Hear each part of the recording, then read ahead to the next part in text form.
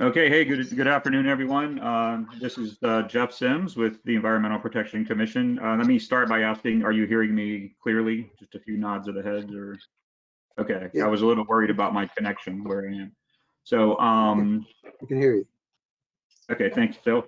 So we welcome everybody. This is, one of our, once a year, we have this joint Citizen Advisory Committee and Technical Advisory Committee meeting in December. Unfortunately, it can't be in person where we can do, more formal networking, but nevertheless, I appreciate everybody's involvement in getting to see other persons' faces and seeing how interested the public is in a lot of the things that the MPO is working on. So, we're happy to answer any questions from our side and look forward to hearing from the interaction with everybody. So, I think we were going to start with, are we starting with introductions, Rich? Is that kind of the idea? Yeah, I think it would be good for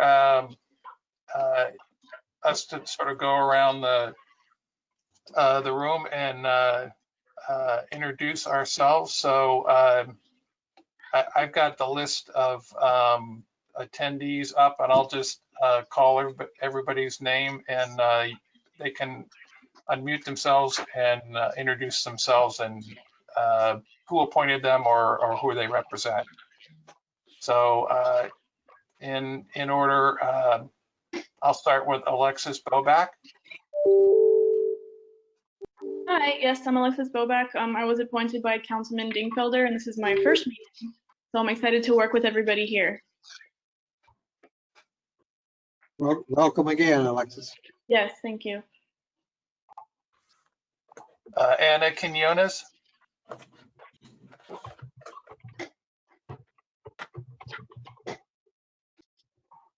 Hi, I'm Anna Quinones. I'm a project manager with the planning department at the Tampa Hillsborough Expressway Authority.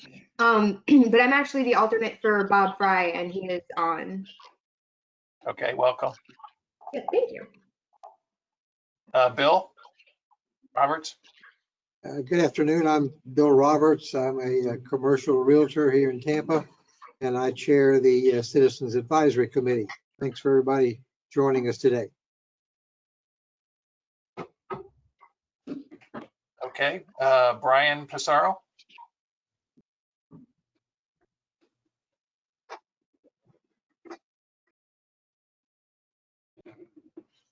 Sorry, it took me a while to unmute. Brian Pissarro, Principal Planner with the Tampa Bay Area Regional Transit Authority. Great, thank you. Christine Acosta.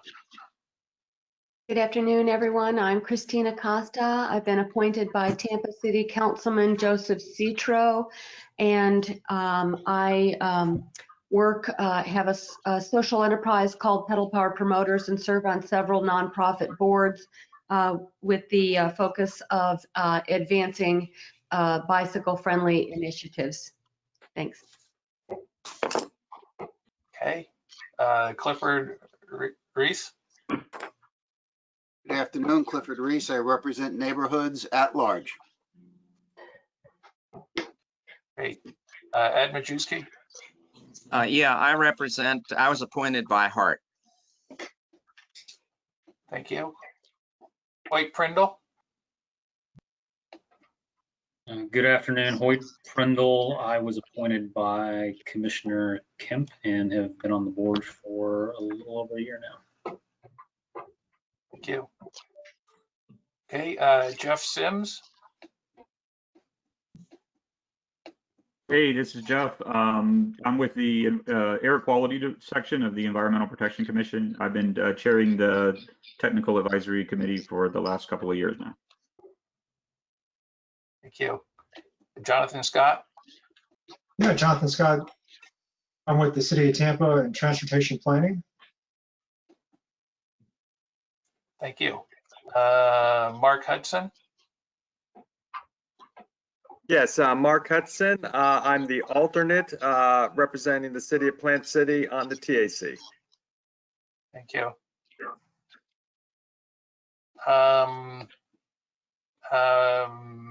Matthew Pleasant. Hey, good afternoon. This is Matt Pleasant. I am representing the Hillsborough County School System. Great, thank you. Michael English.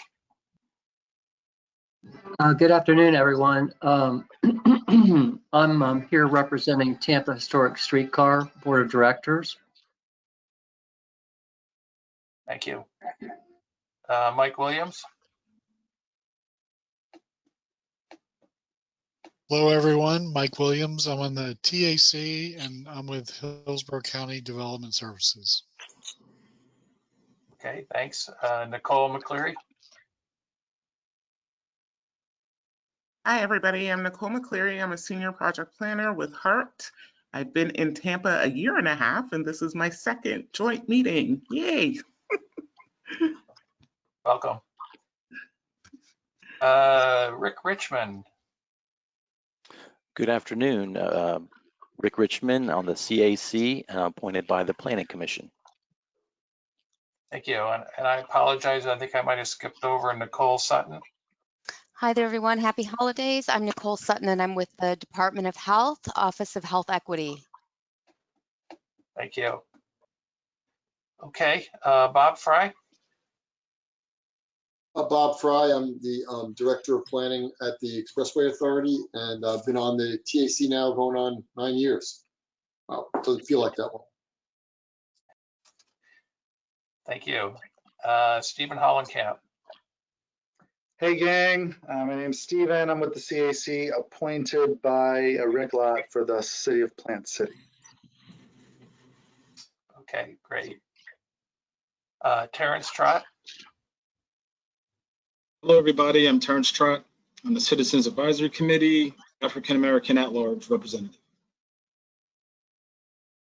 Okay, I think I got everybody, but if I neglected to call a member of the TAC or CAC, would you please unmute yourself and chime in? Hey, sorry. Go ahead. This is Skelton Jr. I'm appointed to the CAC by Port Tampa. Thank you, Don. And there's somebody else? This is Nikki Rice, and CAC appointed by Guido Maniscalco, City of Tampa. Thank you, Nikki. Amy Espinosa. Oops, sorry. Amy Espinosa, CAC. I represent women. Wonderful, thank you. Anybody else? Hearing none, I think we can move on to status reports. Did you want to ask for any public comment, Rich?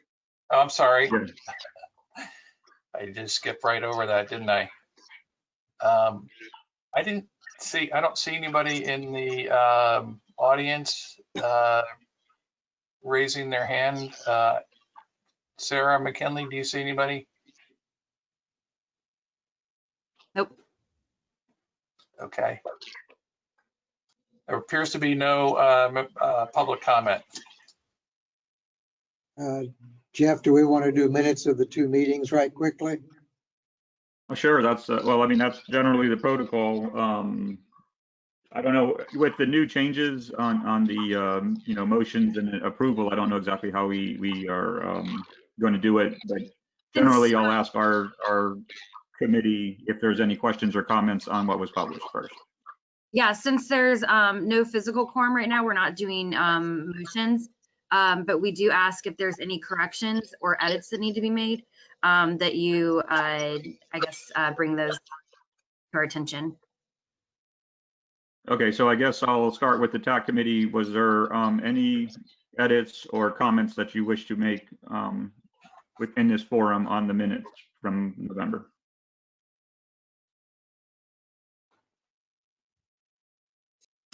Okay, so I think we are clear with that one. Bill, do you want to, I know Bill is going to have to be leaving, you know, a portion into the meeting, and we'll just figure out how we're going to handle it from there. But while you're on, Bill, I'll let you kind of handle the CAC Okay. portion. Yeah, thank you, Jeff. And I will apologize for having to leave the meeting early. Rich Richmond and I both know that there is a T-BARTA CAC meeting this afternoon, which we're going to join in, and we can't do a double screen for 2 Zooms. So, so the minutes for the Citizens Advisory Committee are up for a comment. Does anybody have any comments or corrections on the minutes for our last meeting? All right, hearing none, we'll formally approve them at the next meeting. Jeff, go ahead. Okay, great. So with that, I think we're moving into status reports, and I was going to introduce the first one, but I'm checking right now. One of our presenters is Dr. Amy Stewart, and I'm kind of got her on a text, I believe, here, trying to make sure she is online. So Sarah, can you see her? Or Amy, can you hear me?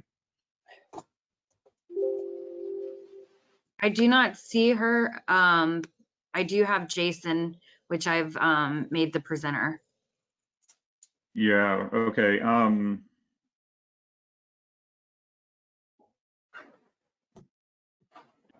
Right, I think what we might do is,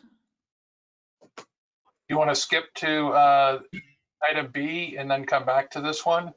right, that's what I figured I would do, but in the meantime, I want to make sure I can get her a link that she can get in. I don't know why she's not able to be seen. So, okay, let's get to that one. If somebody can Sarah or Rich, if you can email me real quick, like a direct link maybe, and I'll forward it to her, and then we'll keep moving forward. All right, I made Cal the presenter then for the Okay. next presentation. Okay, so are we speaking about we'll move on to the Tampa Vision Zero and Speed Reduction program item, and go forward. And also, I guess while they're presenting, I don't know on this, I don't know on GoToWebinar, but I know on Zoom, if there's a lot of video open, sometimes it can slow down the transmission. So if you don't have an active role at the time, maybe turn your video off just to kind of help with the bandwidth and everything else. But with that, I think we can go forward with that portion of the agenda with the presentation. And I just forwarded you the link, Jeff. Okay. Okay, can y'all hear me? Yes. Okay, can y'all see the presentation full screen? Yes. All right, yes. We're good to go. So I am presenting as part of this. Carla Price is also on this. We'll have some slides to present. So if you can allow her to be on mute, I see her webcam up. And I'm not sure if Alana Brazier is on the line, but she was planning on attending as well. Alana is the city's new Vision Zero coordinator. And I like if she has anything to add for her to have her mic unmuted as well. So if y'all don't know Alana, she's a very good, we're very excited to have her on board now, and she's a very good person to know. All right, so I have a lot of slides to go through, so I'll try to be as brief as possible. I will be available to answer any questions afterwards, and if you have any other questions that I don't get to, or if you want to just have a conversation after this, please feel free to reach out for my email address, or and then we can have a conversation afterwards.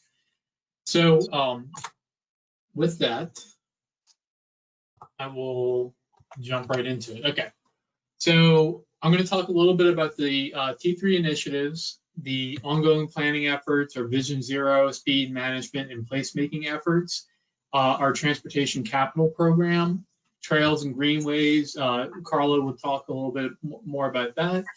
Innovative tools and pilot projects that we're doing, and some of our smart mobility, micromobility, and technology projects. Transforming Tampa's Tomorrow is what we term T3. That's what the acronym stands for. You can put that on next year's quiz. We do have when Mayor Castor took office, she wanted to focus on 5 key elements of the city and look for improvements: transportation, development services, workforce development, housing affordability, and sustainability and resiliency. As part of the transportation portion, there was an advisory committee that came up with these 5 key aspects: transform the transit system, reimagine trails and greenways for mobility, embrace Vision Zero, smart mobility and urban parking, and expand community engagement. So For our planning efforts, one, we in the last 2 years, we've really beefed up our through a few key hires, beefed up our planning group for transportation planning. In addition, we are initiating the Tampa Moves, which is a program, which is a framework for the next 30 years. The MOVES is an acronym because we all love acronyms: mobility, opportunity, mainly economic opportunity, vision for sustainability and resiliency, equity, and safety. First task, although this effort is supposed to be funded by surtax, while the court is still deliberating on the appeal, we did go ahead and find some underfunding to initiate a few first tasks, one being the Vision Zero action plan. And then we will start having visioning and listening sessions in early 2021. We will send out announcements for that, but around February to April, I believe, or February to April, we'll start having online virtual listening sessions to inform how this plan develops. And a part of this plan will also look into potential land use and growth management components in addition to just standard transportation projects and things like that. So with this, this is Carla's portion, so I'll let Carla take over here. Hello, everybody. Parks and Recreation Department Tampa is currently undergoing a master plan for basically looking at everything that we do, looking at all of our facilities and programs. And our consultant AECOM will be making a recommendation then on the things that we can do better. As a part of the evaluation process, we'll be looking at each of our 178 park facilities and specifically looking at access. Along with that, they're going to be looking at what existing trails we have in place and how we can start making linkages between those trails in our park facilities. We're going to have a large public engagement process starting this spring. Public meetings or virtual meetings, probably online surveys, statistically valid surveys that'll be mailed out. So we're hoping that we can get all of you to participate in that public process.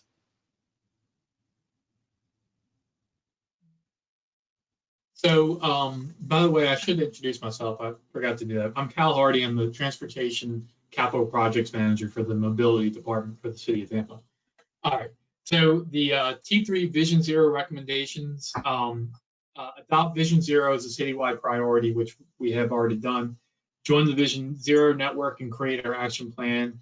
The action plan is part of the MOVES plan.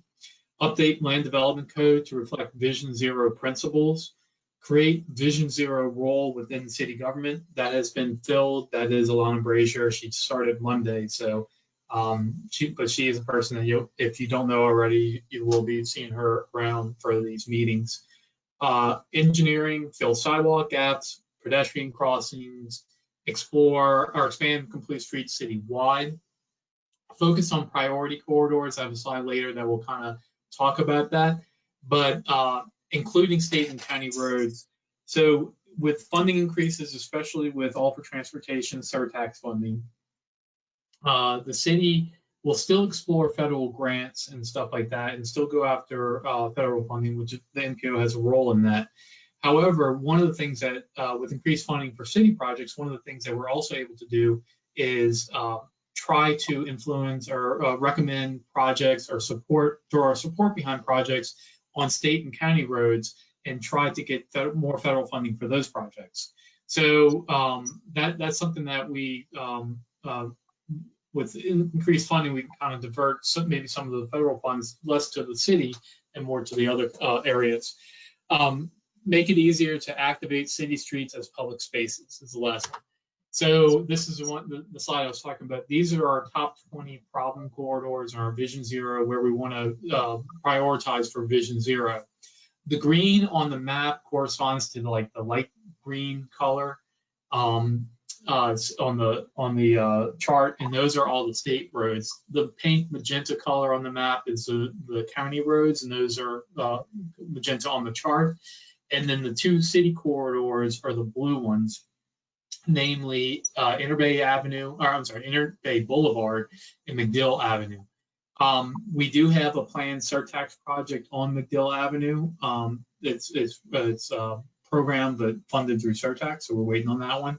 Interbay, we went ahead and we actually have a project already started. It just got awarded for design through FDOT. They're actually going to manage the project for us, simply because with surtax, we were expecting to have a big extra load of projects come to our management group, and DOT actually had extra support available during those times. So they actually offered, hey, if we're a little light on work, y'all have a lot of work, so we can manage a project for y'all if you wanted to.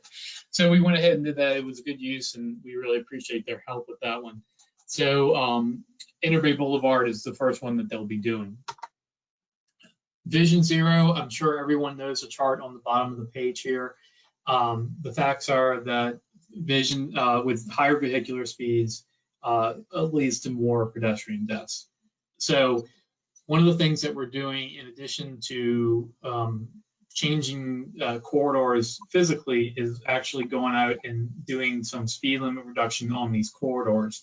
We're targeting 35-mile-per-hour speeds within city limits for all collector and arterial roads. And we're also looking at lowering the speed limits on local roads to 20 miles per hour from what currently is 25. Some of the other efforts are more temporary in nature, but they have a big effect. Pop-up placemaking. We had already started this program before COVID. The Tampa Downtown Partnership had sponsored a few parklets out in the downtown area. Parklets are where they reutilize public roadway space, parking space for other public use, like sidewalk cafes and stuff like that. However, once COVID hit, this program became extremely necessary and very vital to the local businesses to provide safe outdoor eating areas so that the restaurants could survive during the pandemic.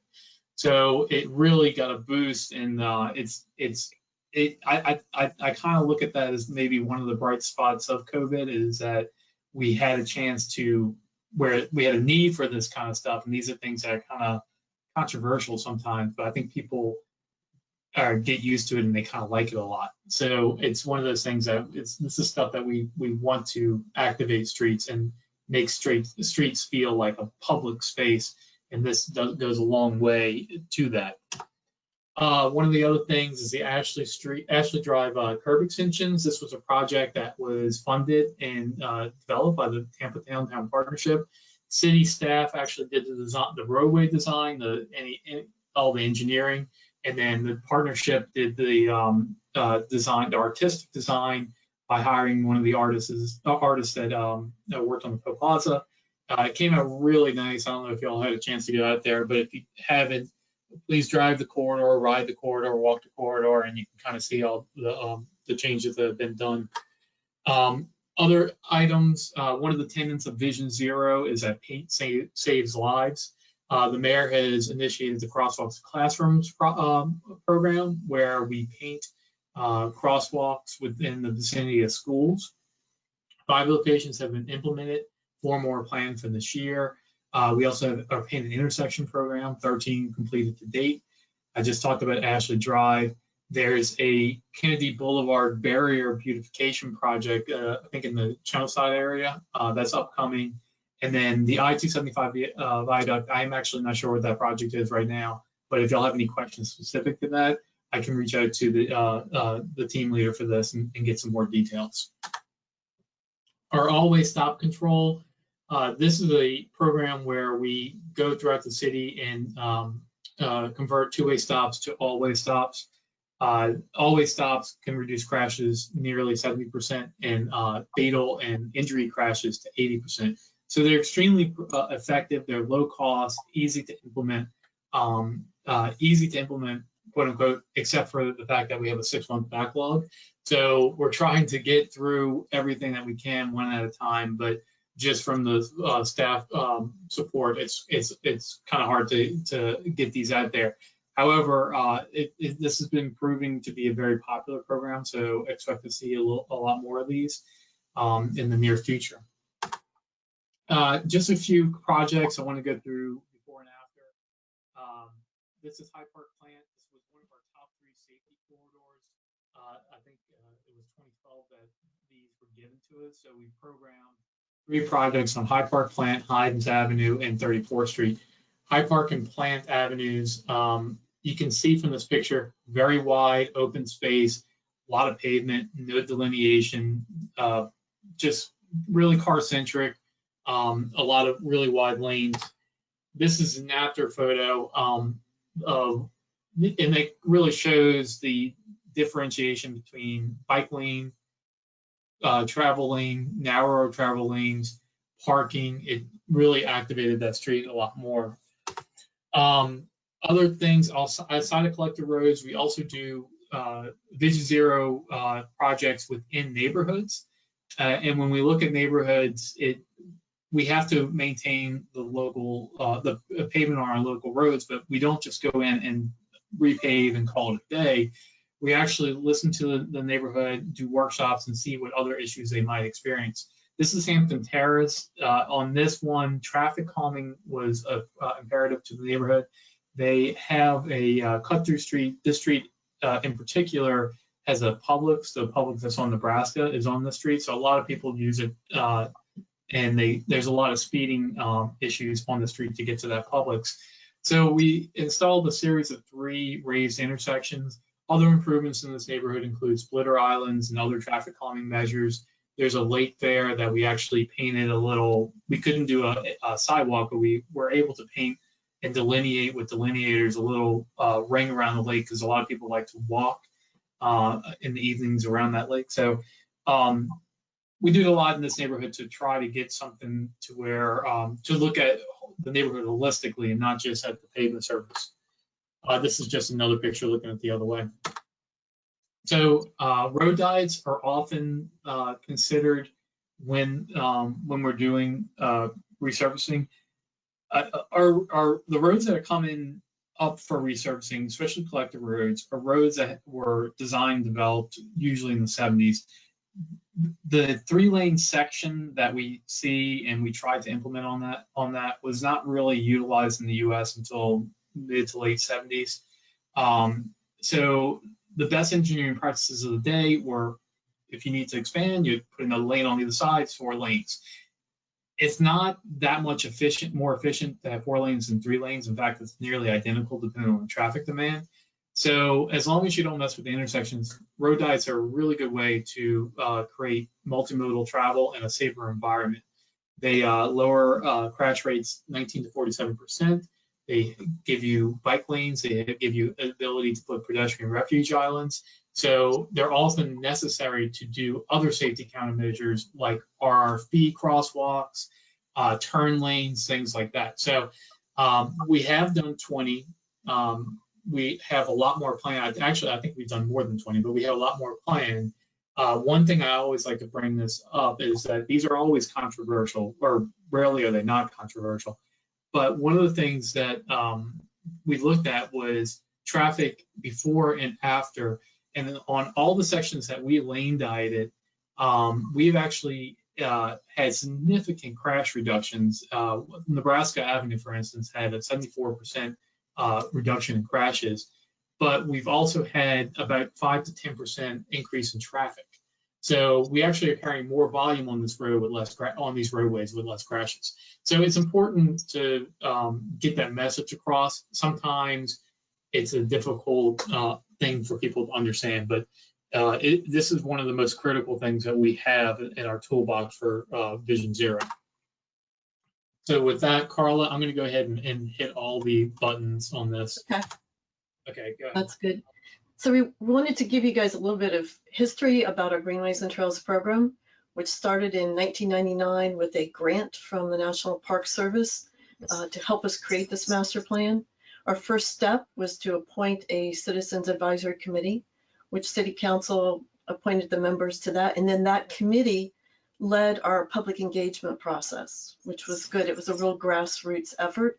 We had 8 public meetings with big maps that drew lines on where they thought trails should be.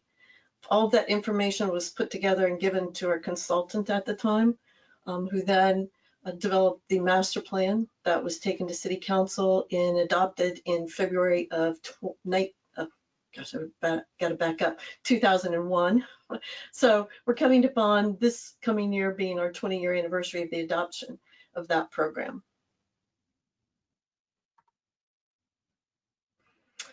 This is an aerial map. The maps that were developed in 2001 have certainly changed over the years as things have developed, and we are continually updating using aerials, the maps to keep track of what's in place, what's planned, and what's proposed.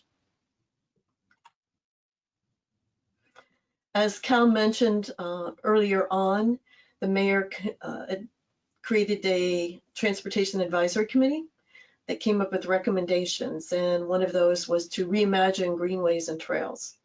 So they had 4 key action items.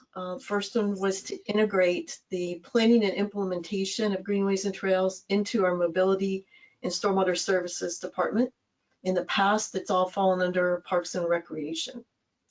The second thing was to update the greenways and trails maps and make sure they're a component of the citywide mobility plan. They also wanted to ensure that people looked at trails not just as recreational facilities, but as viable transportation alternatives. And then the last was develop very specific performance goals related to the planning and implementation of trails and greenways. Wanted to show you a few of our existing trail projects. They're all very different and they were funded differently. We have not gotten a lot of money over the last 20 years, so we've had to be creative in how we've developed these projects. The first one on your left, upper left, is a trail within a park. That's Gadsden Park, and that was developed with a capital improvement project for the city. The one below that is a side path along Manhattan Avenue in South Tampa, and that was paid for by FDOT.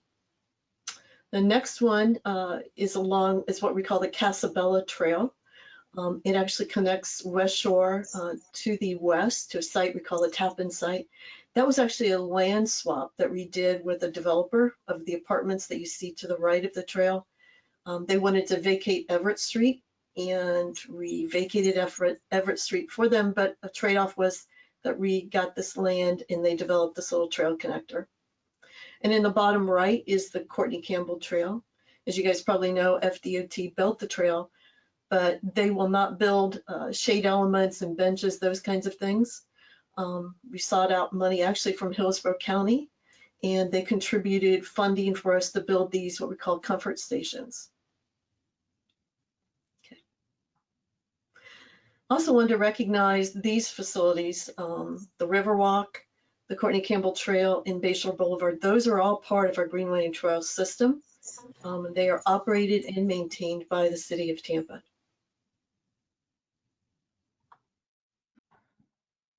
Like I said, we don't have a lot of money at the moment for building trails within Parks and Recreation, but we do have some smaller projects that we're working on. We have some trail gateway markers that were part of a public art project, and we have money in the next year to actually install some of these markers. We're working with our stormwater department on a site in South Tampa we call the McDill 48. It was an ELAP in Florida Communities Trust site. They're going to be utilizing about 10 acres of the site for a stormwater pond, and we are working with them to put in a trail connection on that site. We also try and work with developers, and on Interbay in Manhattan, there's a developer of a multifamily site in that area who wanted to do something to contribute back to the community. The city owns a parcel of property where they have a new fire station, 19, and half of that site is undeveloped. So we're working with that developer prior to COVID to do some improvements there that would help that piece of property serve as a trailhead. And we've also partnered with our mobility folks in the 2020 build grant, and Cal's going to tell you more about that later on. I like this imagery here because neither of them look like they're dressed for a trail, and then she looks really dressed to the nines compared to him. But, so greenways and bike boulevards, this is just something I wanted to throw in there as far as other efforts that the mobility department's doing when it comes to trails and bike mobility. We have a few projects. Green Artery I'll touch on a little bit later, but Green Artery is a 22-mile network of bike boulevards, trails, and other bike assets that will connect 22 neighborhoods. The other thing that we have is Gray Street Bike Boulevard. This would be the first one that the city is designing. Well, that and a portion of the Green Artery will be the first two that the city is designing.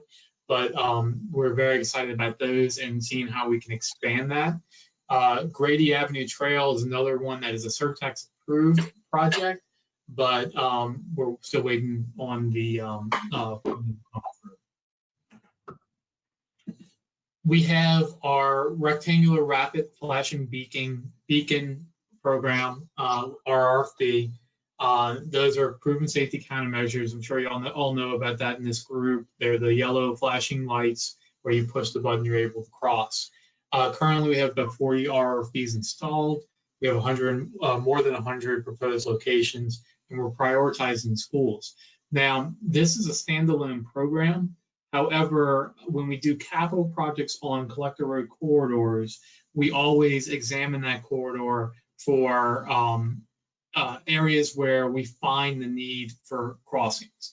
And it's not necessarily where people are crossing today, because what you have is outside of signalized intersections, you might have something that people want to get to, but they're going to be crossing whatever's the most convenient location for them.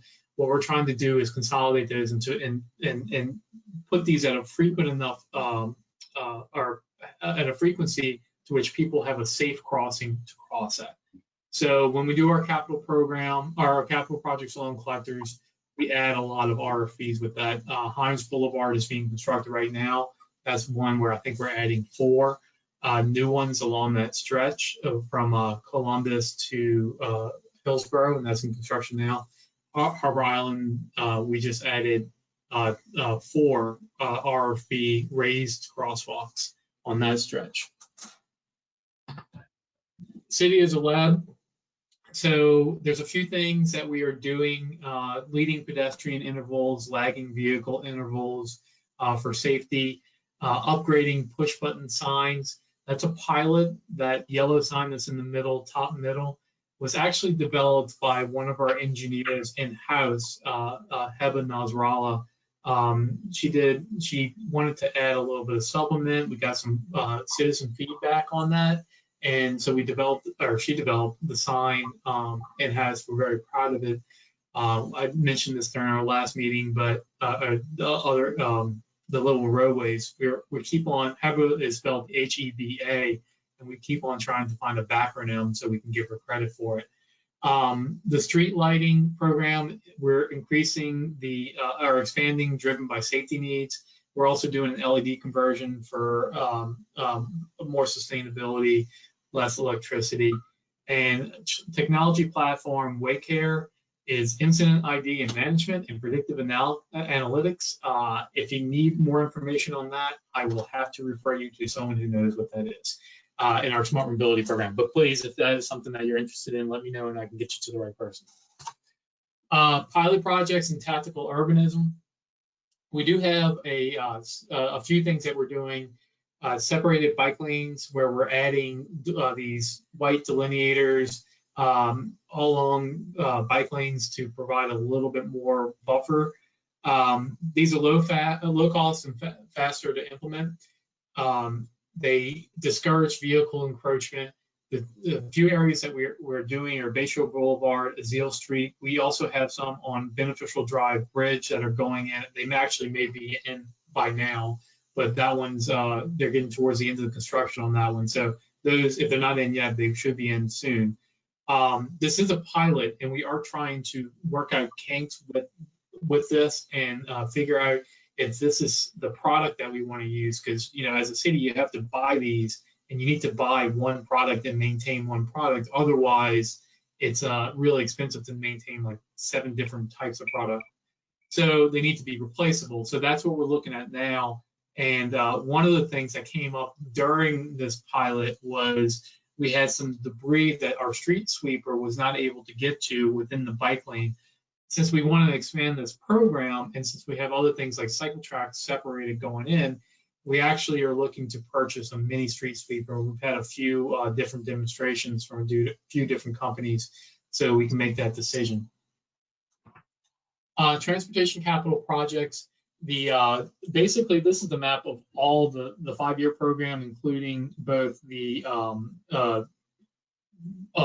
things like our AFT or surtax funding, plus other funding such as federal grants, local option gas tax, multimodal fees, and everything. These are all on our website, so I'm not going to go into too much detail.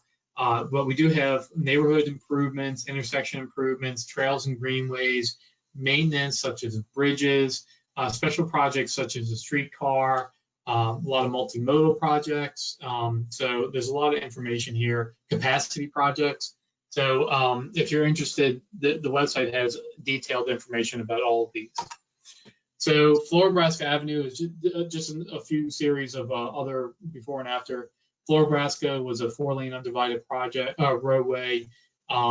This area is very not up and coming. It's a lot of investment around the area, and there's not a lot of. The sidewalks are really small. There's no bike lanes and anything like that. There's no turn lanes. So we looked at it for a safety project. And this is what the rendering says. We've changed it a little bit, but the gist of it is the same. What we have is a bidirectional, physically separated cycle track on the south side of the road, adding left turn lanes through a road diet to provide safe places for people to queue and turn left. RRFB crosswalks. That platform right there is actually a ramp. NACDO standard transit, enhanced transit stop. So it's something that we're doing that is pretty rare. It'll be the first one in the city that I know of, but it's a kind of a cool little treatment that we're doing there. And so this is one project. We're actually designing this in-house. It is a lab project, but we're designing this as with our in-house staff. Here's another one. Columbus Drive is going to construction in the next few months. It should be done starting in January or February. This is a before picture. They're parking on both sides, but not striped. So basically, when there's no car there, you have two 17-foot wide lanes, and that's it. So you can imagine the speeds that you see on this road. The sidewalks are very small. They are not ADA compliant. So that's what's existing. This is what's proposed. We're taking in the curb line and bringing it in significantly to widen the sidewalks to 8 feet on either side, and then have ball beds where they actually widen to 16 feet. We're physically narrowing the travel lanes, to 11 feet wide. We're adding crosswalks. We're adding ball beds. And one of the other things that is essential for a complete street to be actually useful is landscaping, trees, canopy, shade. So that's one of the things that we're doing. On this project in particular, the trees are actually planted in a well, and the well accepts the stormwater runoff before it goes to the inlet. So on a light rain, what will happen is before it gets to the inlet, the water will drain through the tree, water the tree, and then drain through the soil and naturally dissipate through the ground, which is the cleanest method. So all the pollutants don't ever see the river. During a heavy rain, that well will fill up and it will just bypass into the standard storm system.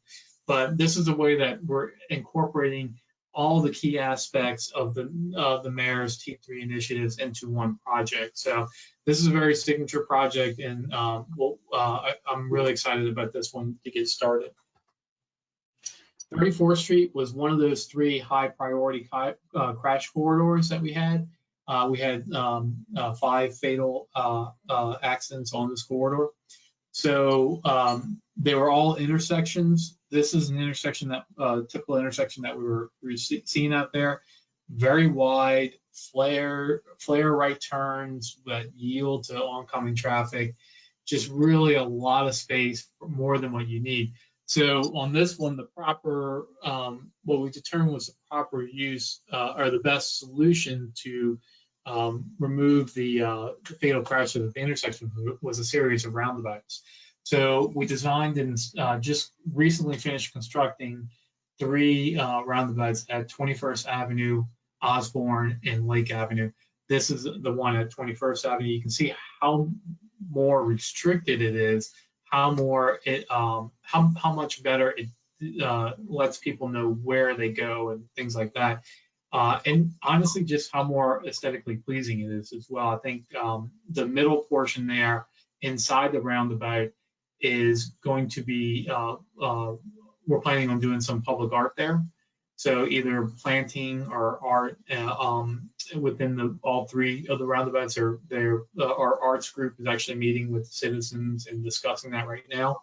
One of the other things is the crosswalks are actually near schools. So we're actually going to implement RRFB crosswalks at some of these crosswalk locations as well. So that's a little bit different that you don't normally have that at a roundabout. It's kind of like an augmentation of the crosswalks, and you don't need it, but it's always good to have more rather than less. 34th Street at Lake Avenue, that's the before. This is just an image of the after. And then Brewery Street Bridge is a key connection to downtown. If you ever ridden or walked across it, it's a terrible experience. So what we're trying to do is fix that. Right now it's 4 lanes, 2 go straight to Cleveland, 2 peel off to Bayshore. It was a real simple solution. We took the middle lane, and it shows a through arrow, but actually that should be a choice lane where you can either go straight to Cleveland or turn left to Bayshore. So we removed the lane, didn't really lose any efficiency there, but we removed the lane and added that to the sidewalks on both sides. So we're able to get 8 to 9 foot sidewalks. The other nice thing about that is because the sidewalks are moved in, we can actually add the vehicular guardrail to the inside of the sidewalk so the pedestrians have protection from vehicles. Right now there's nothing, it's just a little small curb. So that helps out. And on the outside of the bridge, we're able to add higher, taller guardrails. So if you ever walked across that bridge, it's kind of scary because the guardrail is real low. It's meant for car travel, but as a pedestrian or especially a bike rider, it's really you're kind of over it. If you tip over it, it's not a good place to be. But the guardrail, we're looking to theme the same guardrail or handrail as the Riverwalk has. You can kind of see the Riverwalk there. It has the same white handrail, the lighting, the same, things like that. So this will be a key multimodal connection to downtown for both the Grand Central District and South Tampa. The continuation of that project, Broreen, this little area right here, that's the intersection, the bridge is right there. So to continue that project into downtown, we have our downtown core complete streets projects, which is Florida Avenue, Tampa Street, and Broreen Street. That was the before, this is the after. What it is adding protected bike lanes on all approaches, adding some of them protected with parking. So we're only labeled as Tampa Street. This is actually Florida Avenue, but this is the existing. This is the proposed. If you look in the very north part of that picture, the very top of it, you can kind of see where the parking stalls are on the inside of the travel lane or inside of the bike lane. So you have travel lane, parking stalls, and then the bike lane. That allows cars to act kind of as a barrier towards cyclists or for the cyclists for protection. The other thing is you can see some bulb outs here, one very large bulb out at Whiting Street and Florida Avenue. That's right by our 2 garages, the Whiting Street garage and the Fort Brook garage. That intersection is really bad for ADA concerns. So this will fix that, and we're really excited about that. In addition to our projects, when the county comes out and does a roadway and does a resurfacing project on a city of Tampa, a county road within city limits, they ask for our participation for recommendations and what we want to see because of, it's within the city. So in Armenia Boulevard Avenue, they're going to be resurfacing that. We recommended to do a parking protected bike lane on Armenia. So that project should start construction in mid-2021. We also recommended, I believe it was 4, they're doing Armenia and Howard. I believe we recommended 4 locations for RRFBs on Armenia and 6 on Howard. So like I said earlier, when we do corridor projects, we look to see where crosswalks make sense. And we add them at a frequency that people would actually use them rather than telling them, hey, go cross up half a mile up the road. Columbus Drive is another one. This is a lane dive project that we are proposing with the county resurfacing. And the big news here is that the lane dive will also allow for a multimodal connection across the Columbus Drive Bridge. So we'll have another Hillsborough River crossing on Columbus Drive. We're also recommending a few access management things, disallowing the left turn on the right directly east of the bridge at Riverside Drive, and also some RRFBs. The Green Artery, I mentioned it earlier. The 2 projects, the 2 segments that we have in design right now are segment D and E. That's towards Sulphur Springs, the River Tower Park, and the north side of the river and directly south of the river. So those 2 are in design right now. With Surtax, we do have funding already approved to do the design for the entirety of the green spine, all 22 miles. So we're waiting to get that cut loose so we can actually start doing that. But these are the first 2 that we're going to be, or that are already in design. Green spine is 4 miles of protected bidirectional cycle track. It's complete in the downtown portion. A large portion of it is under construction in phase 2. Phase 3, the first portion from Nebraska to 7th Avenue, is about to start construction within a couple of months. And then the rest of it will, our hopes is by 2025, not our hopes, but our plan is by 2025 to have everything completely done. So by that time, we'll have a connection from Howard Avenue to 21st Avenue, which is right around Cascade Pool. But more importantly, not only but this will tie into some of our already existing or some of the other lanes that we have coming. So on a whole, this starts to tie into a very nice and actually usable low stress bike network. And then finally, I did want to go over the West Tampa Multimodal Network. This is the build grant that we received. Y'all probably have talked about it or heard about it as the Riverwalk, West Riverwalk. It's actually a little bit more than that. I'm going to go through a little story map that we've been working on, but it meets all the T3 initiatives.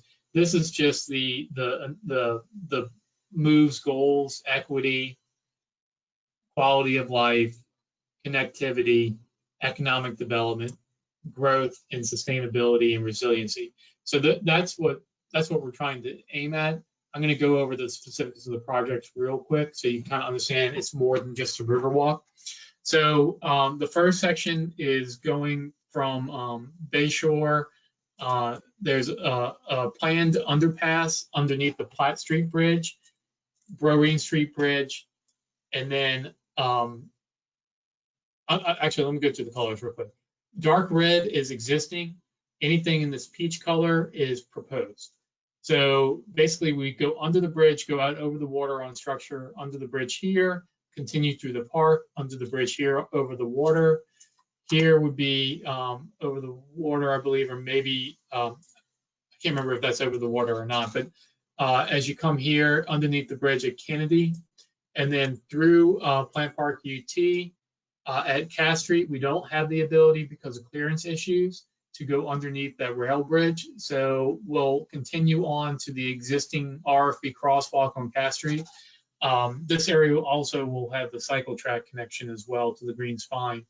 As you cross over, this section will be either on structure or on land to the connection to Julian B. Lane. And then that will continue on to the north all the way to Rome Avenue through somewhere right around Ricks on the River, and then to Rome Avenue.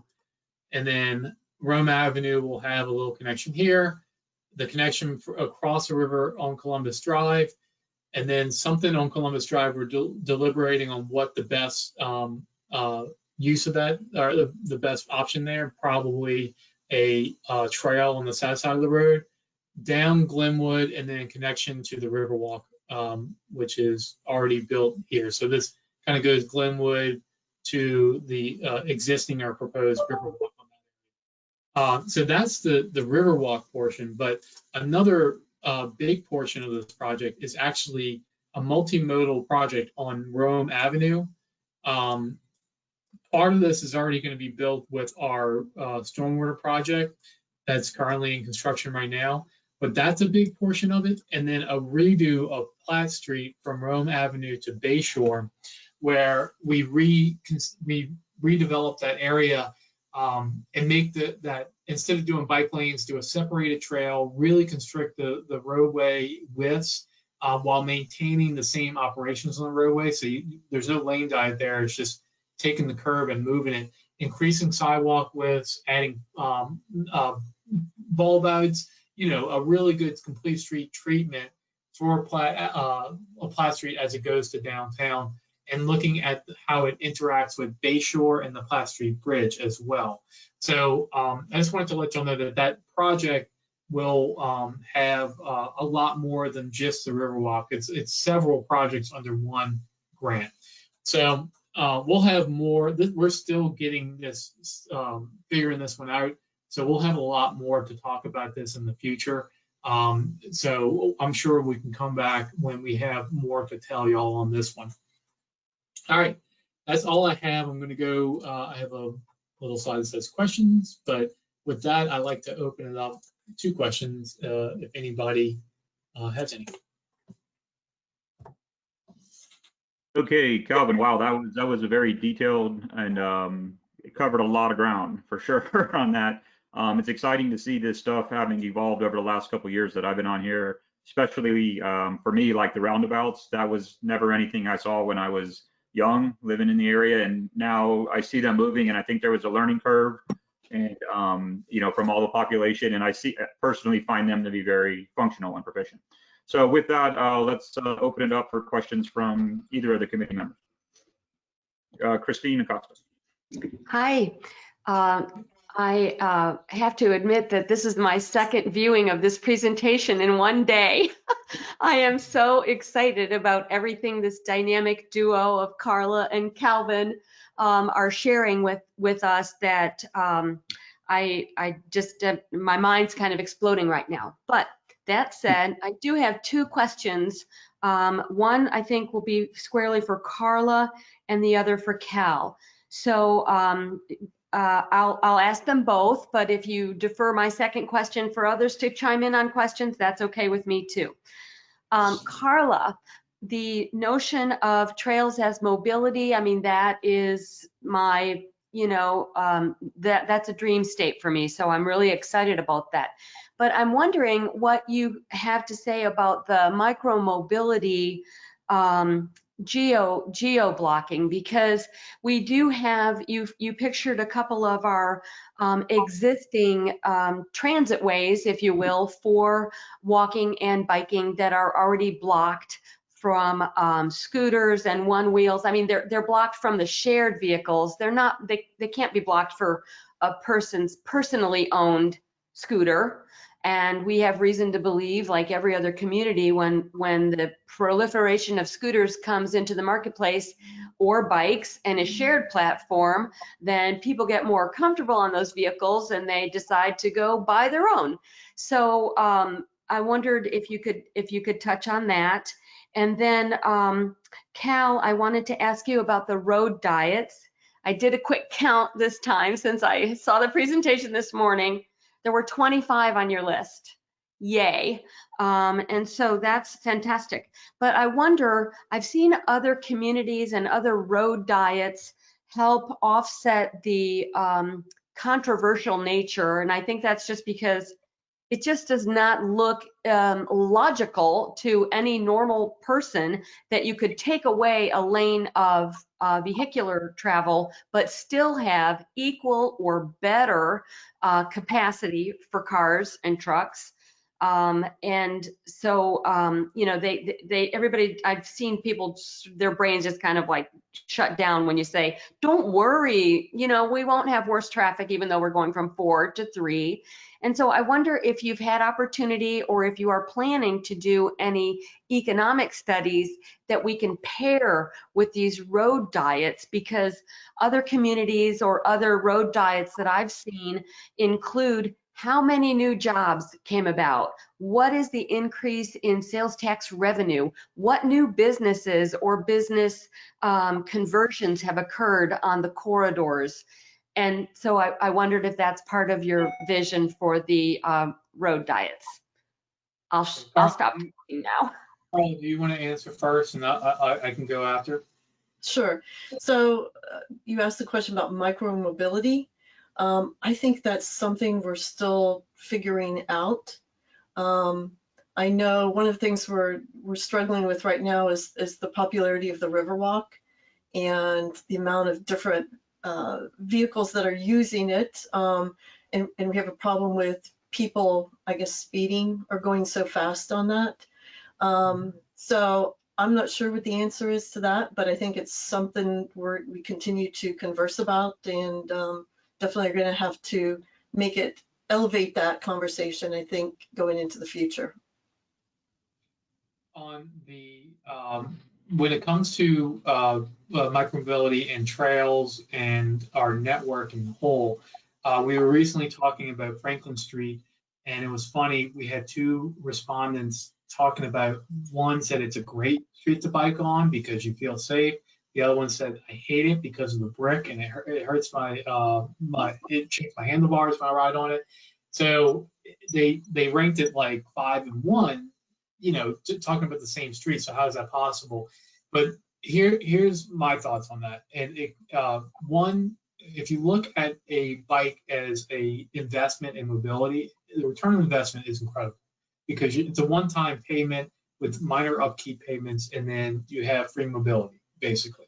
So that's important. And I think as our network increases and builds out, then that will solve all the things that you brought up. Because I do think once our network is safe and expansive, I think that people will start looking at that return on investment and go, man, I don't have to do a $750 a month cost of ownership for a car. You know, I can just buy a one-time purchase and have it. And especially once our network opens up it has enough choices where people of different, if they want to ride their electric scooter, they'll start investing in those things and say, you know, right now people ride those on the Riverwalk because that's the only place they feel safe. Once we give them other opportunities with flat pavement, not something that's brick, they're not going to ride on Franklin right now because you ride a scooter on those brick streets, you're going to, you know, kill yourself. So but we have other opportunities for them, other places for them to ride. I do see that that kind of expanding out. It's the same thing with having a grid for car traffic. You know, you increase the grid, you increase the opportunities for people to places for people to go. This is just a way for us to, we just don't have that same infrastructure for humans yet. So once we get that for humans, then it will naturally solve itself out. Thank you. Oh, Christine, I'm sorry, Christine, the road diet question. We don't have that. We have never done anything like that. I don't know where we would start with that, but I would suggest that might be a conversation that I can have with some people within our planning group as well, because that kind of touches a bunch of different things. So that's something that I will bring up to our group. If you don't mind, could you email me something so I can kind of put your words directly to them?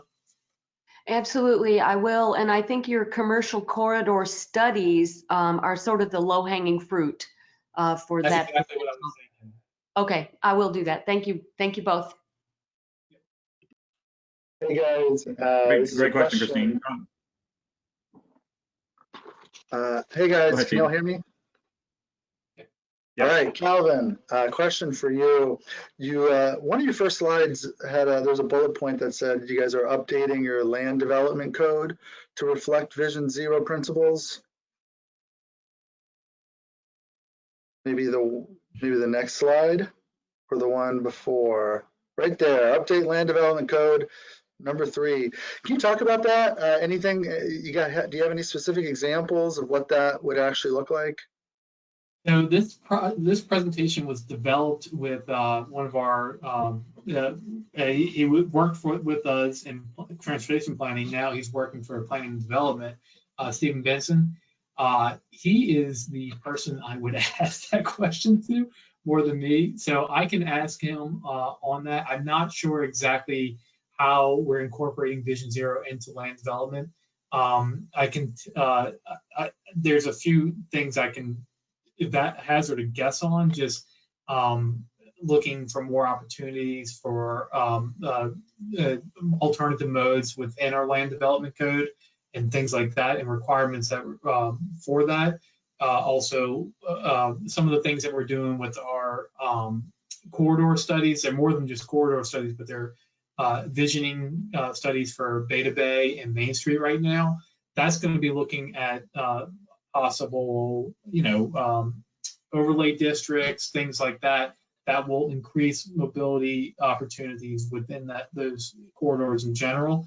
But I'll have to talk with them to see exactly if we have any specifics right now, because that's another thing. Since our Tampa Moves program is still developing, and that is a portion of that was this slide, potential land use and growth management component. We might not have those answers yet. It might just be something that we explore in the future after we do our listening sessions and things like that. Okay, and then one last question is you guys work for the city of Tampa. Tampa's largely built out. You can't expand outwardly anymore, like the county's doing, like Plant City could do and is doing. When your city's built out, then you're just building up. And road diets, make sense. You can't widen lanes anymore. You can't really widen roads very easily. You can't add roads. And so there's this like new sort of way of thinking that's not optimizing speed and throughput and volume. It's just a different way of thinking. I'm wondering how you guys think about the county, how you guys think about problems in South County, how you think about problems in Brandon and Valrico and areas of the county where there's still sort of this, oh, we have a lot of traffic, we need to widen all the roads. I'm wondering if you guys, like how you guys would take your minds if you were involved in making Brandon awesome and South County awesome, if you would have like, similar approaches of road diets and roundabouts everywhere, or if it's a different situation which requires very different approaches. For me, there's 2 points. One, I mean, you design for your context. We have areas of the city. New Tampa is very suburban, and there's things in New Tampa that I would not propose or in other areas because it just doesn't make sense. New Tampa, a lot of our emphasis is on intersection safety, such as roundabouts and things like that, and efficiency too, because roundabouts are actually a very efficient use of an intersection. With the design standards for the roadway design standards for South County I would imagine are probably closer to, I did a lot of work as a private consultant up in Wiregrass and Pasco County, and you see a lot more separated facilities but they do provide more trails and things like that for multimodal use. Multimodal use is going to be most effective in denser areas. And one of the things that you have to consider is that the expansion of South County, it doesn't not affect the city, or it's a double negative, but it affects the city because our population increases every day. It triples every day. So although we're densifying our areas, it's not just for our residents, it's for the people who work here as well. So when they come into town, they need to be able to get around from their basic last mile. Now, the biggest thing that would help is if we build the multimodal with the city, the multimodal and local connector network, such as streetcar, things like that, then that solves that issue. What would help more than anything out with South County, I think, is enhancements to transit. So, and getting people to work without having them have to have a car. If you live in South County, I mean, I don't think you're going to be able to even get to a store without a car. I think a car is basically a necessity there. I think it might be able to do some different design standards within neighborhoods, but you know, it's just a matter of geography. But I don't think that I don't know what I would recommend exactly for design standards, but I think, you know, I don't think the design standard is going to help. I think it's going to have to be a sea change towards more transit use, and that comes with more funding towards transit, and that comes with more premium transit options. Then people will actually look at premium transit as a viable option. And you know, we'll keep on doing what we can do to make the roads safer and well connected for all users within the city. I hope that answers your question. Yeah. Okay. Thank you. Appreciate it. This is Jeff. Thanks. That was very good answer. Let me remind everybody, we got to keep kind of the process moving. So I certainly can entertain some more questions and so forth, but let's try to keep them as succinct as possible, because the next couple of presentations are also something I think you're going to find innovative. So Terrence, you want to ask real quick? Yeah, thank you. Just a quick comment, actually. I know for years on the committee, we've been, you know, wanting to see the words like adopted and have these programs such as Vision Zero and Complete Streets just as the normal thinking. When we're going to do something new, this is, we're considering it. When we're fixing up streets, we're considering it. So I'm really proud of us for the committee for pushing on that, and for you guys for helping to implement that in Tampa. And I hope, kind of piggybacking off what Stephen said, that we can, like, you know, bring this countywide, like the philosophy. Understand design elements will be different, but keeping these as bedrock principle foundation in our development. That's it. Thank you. That's a great comment, Terrence. Great comment. Hoyt, did you have a comment or question? Quick question. Great presentation. When you guys were talking about the protected bike lanes and having to get the special street sweepers, just out of curiosity, how much do those cost, the actual street sweepers for the bike lanes? Man, I'm going off of memory. I think it was 50 grand, something like that. 30 to 50 grand, maybe. It was like this cost of a small car, or like SUV. It wasn't, I think if I remember correctly, it was right around that range. So, but okay. I can actually, if you want, I can look that up for you and send it to you. I didn't realize they were that expensive, but I was curious. So that's it. Thanks. Okay, great. All right, is that that's the only other persons I see with lit up for questions. So if you have any more, I'm sure Calvin and Carlo will be happy to answer them offline too, related to their topic. But very informative and very appreciative for what you guys brought today to me. Thank you, I appreciate it. Okay, next up is we're going to jump back to the first agenda item. This is the near road air quality, and this is one that was given to our Environmental Protection Commission board a couple months ago, and they were very supportive and wanted it to go to the MPO board. So it's kind of taken a leapfrog on this committee meeting and then hopefully up to the MPO board. So first, let me check real quick. Amy Stewart is going to be one of the presenters. Can you just make sure, Amy, that unmute yourself so that when you come up, we can hear you? Are you speaking? I see you, but I don't hear you.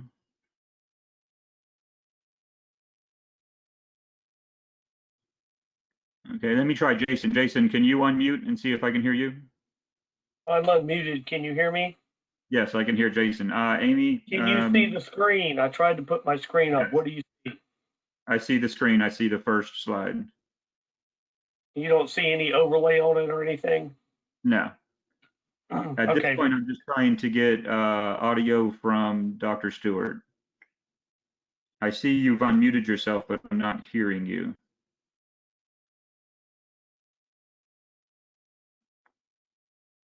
Sarah, is there anything on our end we can do about that? I'm not sure. Priya, do you know? This is Greg. If she's unmuted on our end, it has to be something on her end. Yeah, just from experience, it may be her computer or the actual setting she has for GoToMeeting if they mismatch. Yeah, she was having problems with it connecting. She actually went to a second laptop to log in and thought she had it solved. If she calls in, can we hear her audio? Yes, we should be able to. Okay. What I'm going to do is move forward with the presentation, and then because she's the second part of it, and then she can call in, and then Jason can forward the slides for her presentation. Hopefully that'll work out by the time we get to that spot.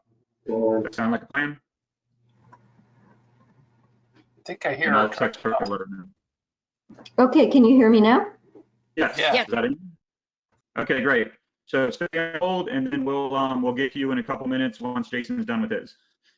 Great. All right, thank you very much. I'm sorry about all the problems. Okay, so I'm going to introduce this. I'm going to kind of move it along because it is detailed, but I think you're going to find it very interesting. This is on near road air quality, but it's also on the health impacts related to transportation, and that's something we hear a lot of questions about. So the first speaker is going to be Jason Waters. He's a professional engineer with our air monitoring section, and he's going to provide detail about our local air quality, specifically from our monitor that's more directed towards mobile source emissions. Our second speaker is going to be Dr. Amy Stewart. She has a PhD in environmental engineering from Stanford, and she's been a professor of environmental health out at USF for the last 15 years or so. And we worked with her previously. She's very well known and well respected in her field, and she's going to provide a perspective on the health impacts of emissions, specifically related to heavily traveled roadways, and a breakdown of population exposure, and along with some mitigation and planning items, which is what I really think the MPO can benefit from, is the idea of planning and reduction techniques. So with that, I'm gonna bring it to Jason real quick. I'm gonna touch on if you can advance the slide, Jason. Just wanted to point out that finally, we're really proud of this, that the entire for the first time in 30 years come into compliance with all of the criteria air standards. This was a pretty large effort and a lot of years in the making. And like I said, the state just recently finally attained this, and we were happy to be doing our part to make it happen. And then secondly, we've had questions about COVID's effects on our EPC operations. We remained up and running really from the beginning. And our air monitoring network, which is what Jason's going to speak about, it's the largest in the state, and it adapted and continued to meet all of its commitments to the state and the EPA. Jason, can you advance the slide, please? As shown, it was a designated mission critical for the staff and for the section itself, which shows how important that this program is. So with that, I'm going to pass it over to Jason to talk about our local air quality.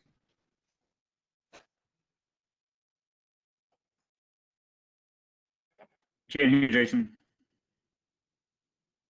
Are you unmuted? All right, I got it now. Can you hear me now?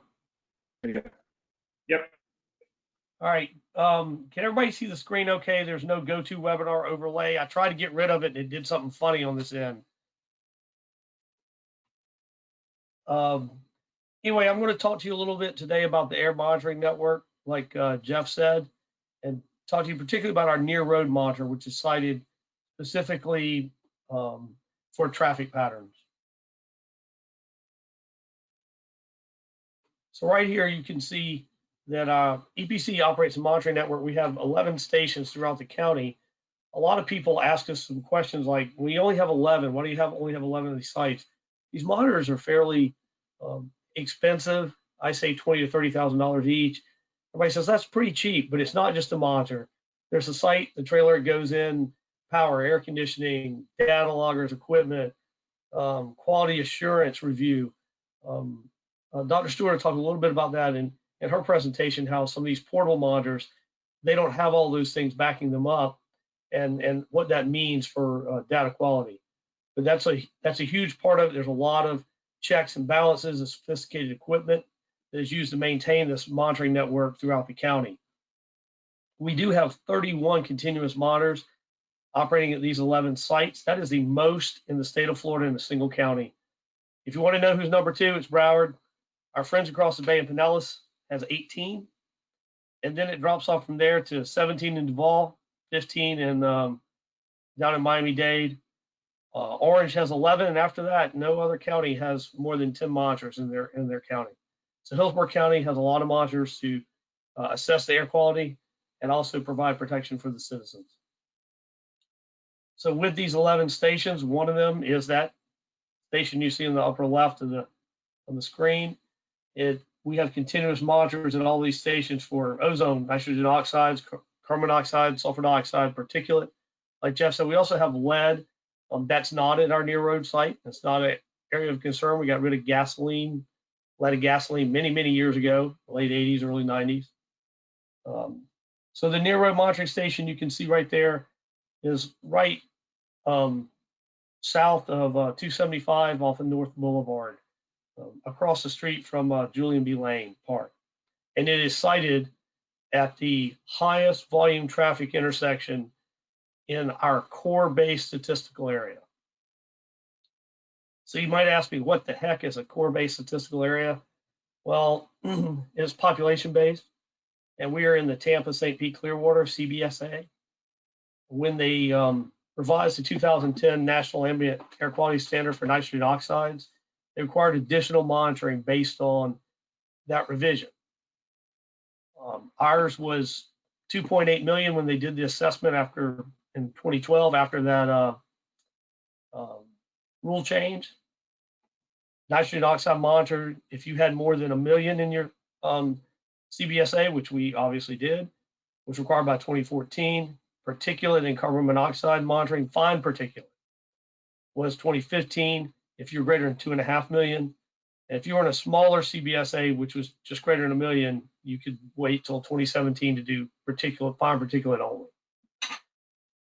So EPC operates this near road site. It's actually on Monroe Street at the end of the street. It's sited a little bit away from the interstate so it can get the emissions coming over and off the interstate. There's 74 near road sites in the United States, 1 of 6 in Florida. If you think of those 6 counties I just said, that's probably where our other 6 are. There's 22 sites monitoring for a pollutant called black carbon, which is, a component of diesel exhaust. It's not a regulated air pollutant, and it's 1 of 5 sites for monitoring and reporting data for ultrafine, and that is another similar. That's less than 0.1 micrometers. I think that's like something like 1/10 or 100th of a human hair. It's very small is what it's looking for.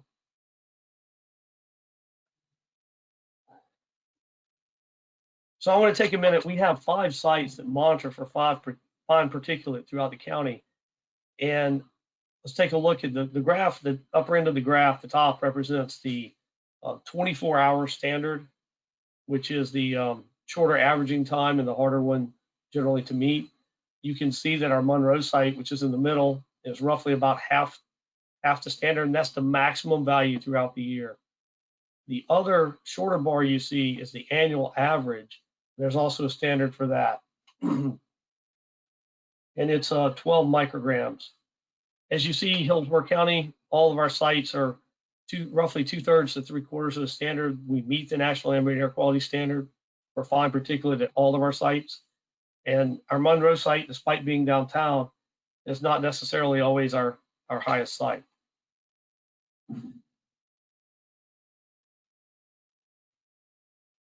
So now we jump into a little bit more data. We're going to talk about nitrogen oxide emissions. That's usually the primary pollutant that's the most difficult to control from cars these days. It is a precursor for ozone. So if we look at our standard, then when they revise that standard, it's 100 parts per billion. As you can see, our highest 1 hour concentration didn't exceed about 50 for the entire year. So we're well below the national standard for nitrogen oxides.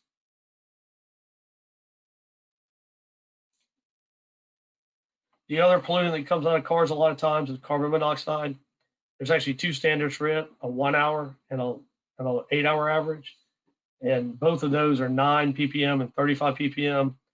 And as you can see from this graph, we are well below the standards for carbon monoxide. It's really not a pollutant of concern in our area, which is a good thing. The last one, we go back to that fine particulate. We're going to show you the data for Monroe, and we're going to show you that fine particulate in the black carbon. The fine particulate, we didn't have data for the first half of the year, but you can see how low the numbers are again, how it traces, and it's generally below 10, but it does get up around 15 or 20, but that's still about half the standard. And ultrafine, our site was one of a handful selected across the United States to do data collecting for EPA to look at for possibly a new standard down the road. That data is collected and reported. However, there's no standard to compare it to. One of the questions that came about, somebody asked way back, and we pulled this data from February, and we kept the chart from February because COVID's kind of impacted our traffic pattern since March. Do you see a cyclical event during the day with air pollution? And the answer is yes.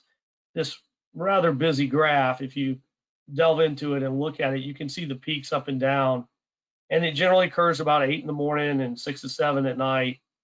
So that's our traffic pattern when everybody's traveling to work and from work. So, you know, I heard a lot about riding bikes and scooters and such in the previous presentation. And obviously, the less cars you put on the road, it would help this somewhat. But we did a quasi-analysis for the post-COVID, but since we only have data for a handful of months and we really, you know, don't have a lot of data yet, it's hard to make that analysis whether it's impacted it. But we do believe it made a small downward tick in emissions, particularly during these travel times. So you can see again, we're well below the standard, but it is very apparent that the traffic patterns affect our air pollution during those times during the day.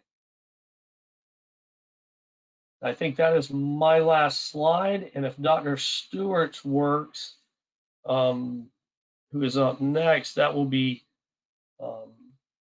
good. And if not, I will be able to run her show from here. All right, Jason, I'll go ahead and show my screen. Okay. Yep, I can see it. Okay, you can see me, and we'll go ahead and do this. All right. And can you hear me? Yes, we can hear you. Okay, great. All right, thank you so much for having me here. To come and share with you. It's not quite working yet. We'll get it working.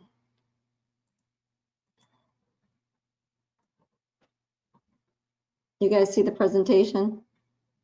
I can see it. Yes, Stuart. I hear you good, and I see the first page of the slide, the first slide. Okay, wonderful. All right, so thank you so much for having me here to talk with you about the importance of near road air quality and potential for improving public health protection, and particularly this was a presentation that Sterling Woodard from the EPC had asked me to give for the Environmental Protection Commission. And after that talk, they thought that the MPO committees might be interested in hearing about it. So I'm sharing aspects that have to do with potential low-cost monitoring as well. All right, so first I want to start with traffic-related air pollution and what that's the term that's used in the research world to talk about pollutants that are elevated near roadways. And it's a complex mix of pollutants, many of which Jason mentioned. And basically the idea is that the concentration of this mix is highest within a few hundred meters, about 500 meters, it's highest, or 1,600 feet from a roadway. And the pollutants come from fuel combustion, from solvent and fuel evaporation, and also some particulates come from wear of tires, brakes, and road surfaces. And the important pollutants we saw, talked about a minute ago, nitrogen oxides and NOx, and including nitrogen dioxide, which is the pollutant that has the National Ambient Air Quality Standard, particles, all the way from coarse particles, or what's called PM10, particulate matter that's less than 10 micrometers in diameter, to the fine particles that are more of a concern because they deposit lower into the lungs and can affect, components can get into the bloodstream and they can affect the alveoli, and ultrafine particles even smaller, including also black carbon, which is a surrogate, really an indicator of sources of combustion sources, and diesel particulate matter is one that a lot of people are very concerned about for health effects more recently. Carbon monoxide is another gas that's a part of this mix. There are also many toxic organic pollutants as part of this mix, including benzene, butadiene, acetaldehyde, and formaldehyde, that are regulated specifically as air pollutants themselves, though we have a lot less information about them than we do about pollutants like carbon monoxide and NOx. And then in emissions from traffic, we also see some metals in the particulate components like manganese and antimony, lead, iron, copper, zinc, and barium. So we're concerned about near road air quality because of multiple detrimental health effects that are associated with it. This slide is a really nice slide that gives a general graphic of health effects of exposures to air pollution. And the Health Effects Institute, which looks at impacts of traffic emissions, in 2010 published a study where they showed the indicated causal links with asthma, with asthma exacerbation and asthma onset in children, as well as suggestive causal links for increased excess mortality and cardiovascular morbidity or disease, as well as mortality and respiratory symptoms. And there are particular groups that we're concerned with that are particularly susceptible to these effects, including children and who have developing lungs, seniors, and people with heart and existing disease, as well as people who are active outside. And additionally, there has been a lot of concern recently about inequality in the health effects of air pollution, because many of the effects are disproportionately felt by minority and poor populations. In particular, asthma, the prevalence rates of asthma are higher in African Americans and people with low incomes. Children living in poverty are more likely to develop asthma. Black children are 3 times more likely to die of asthma, and Hispanic children are 2 times more likely to die of asthma than non-Hispanic whites. In addition, for cardiovascular mortality, generally African Americans are 20% more likely to die from heart disease than non-Hispanic whites. And we see similar patterns for lung cancer mortality. And the overall life expectancy is lower for those with lower incomes and for Blacks. Now, these disparities in health outcomes are a combination of many factors, but one of them is differences in exposures to hazards including near road air pollution. And with COVID, we've seen there's been some national studies that have looked at both infection rates and deaths from COVID, and found that there's a strong correlation between areas that have high air pollution levels, areas that have high representation of minority and poor populations and those that are dying from COVID as well. So there's a lot of interest in the air pollution research world about those interactions as well. All right, so in particular, with regard to traffic-related air pollution, research has shown that Black, low-income, and Hispanic populations typically have higher exposures to traffic-related air pollution. And this is true in Tampa too. This is an area that my group has done a lot of work, both modeling, doing studies where we do computer modeling of concentration of pollutants based on sources and source emissions, as well as measurement studies where we go and do passive sampling to look at concentrations. And then we compare those to demographics, and we see a consistent pattern where we see higher exposures for Black populations and higher exposures for people living in poverty. And that's shown in this one from one of the studies shown in this graph here, with higher, more disproportionately high exposures, meaning higher exposures in an area of high concentrations than there would be expected to be for Black people, and disproportionately lower exposures for white people. And the same is true for people living in poverty and poor populations versus people who are wealthier. So you might ask what we can do to reduce emissions and exposures near roadway air pollution, and there's lots of mitigating measures that have been studied, and I'm listing them here. So some of them are transportation changes in transportation system design, like we heard about in the previous talk, such as trying to reduce the amount of emissions coming from roadways, using transit, and having infrastructure that encourages bicycling and walking, implementing more infrastructure for electric vehicles. Some things can be done in roadway design and traffic management, such as barriers, vegetation barriers and filters and buffers, elevating the roadway away from where people are, traffic management, such as low emission zones, high occupancy vehicle lanes, and then some other aspects like having land use specifications. A lot of the research shows that schools, a lot of schools, and particularly minority and low income schools, are located very close to roadways.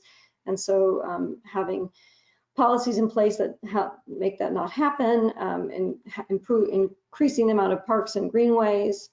Some types of buildings specifications include policies with regard to windows facing the highway, where the placement of intakes are, and placing those away from exhausts, and improved filtration systems. And then finally, enabling personal choices, enabling people to make choices, giving them the information they need, such as with the air quality index or with other data and advice, enabling them to make choices so that they can pursue activities that are away from high traffic-related air pollution areas. So to make decisions regarding these interventions and mitigation options for improving public health, we need good data on pollutant levels. And Jason talked a lot about the data that the county has, and that's based upon traditional monitoring.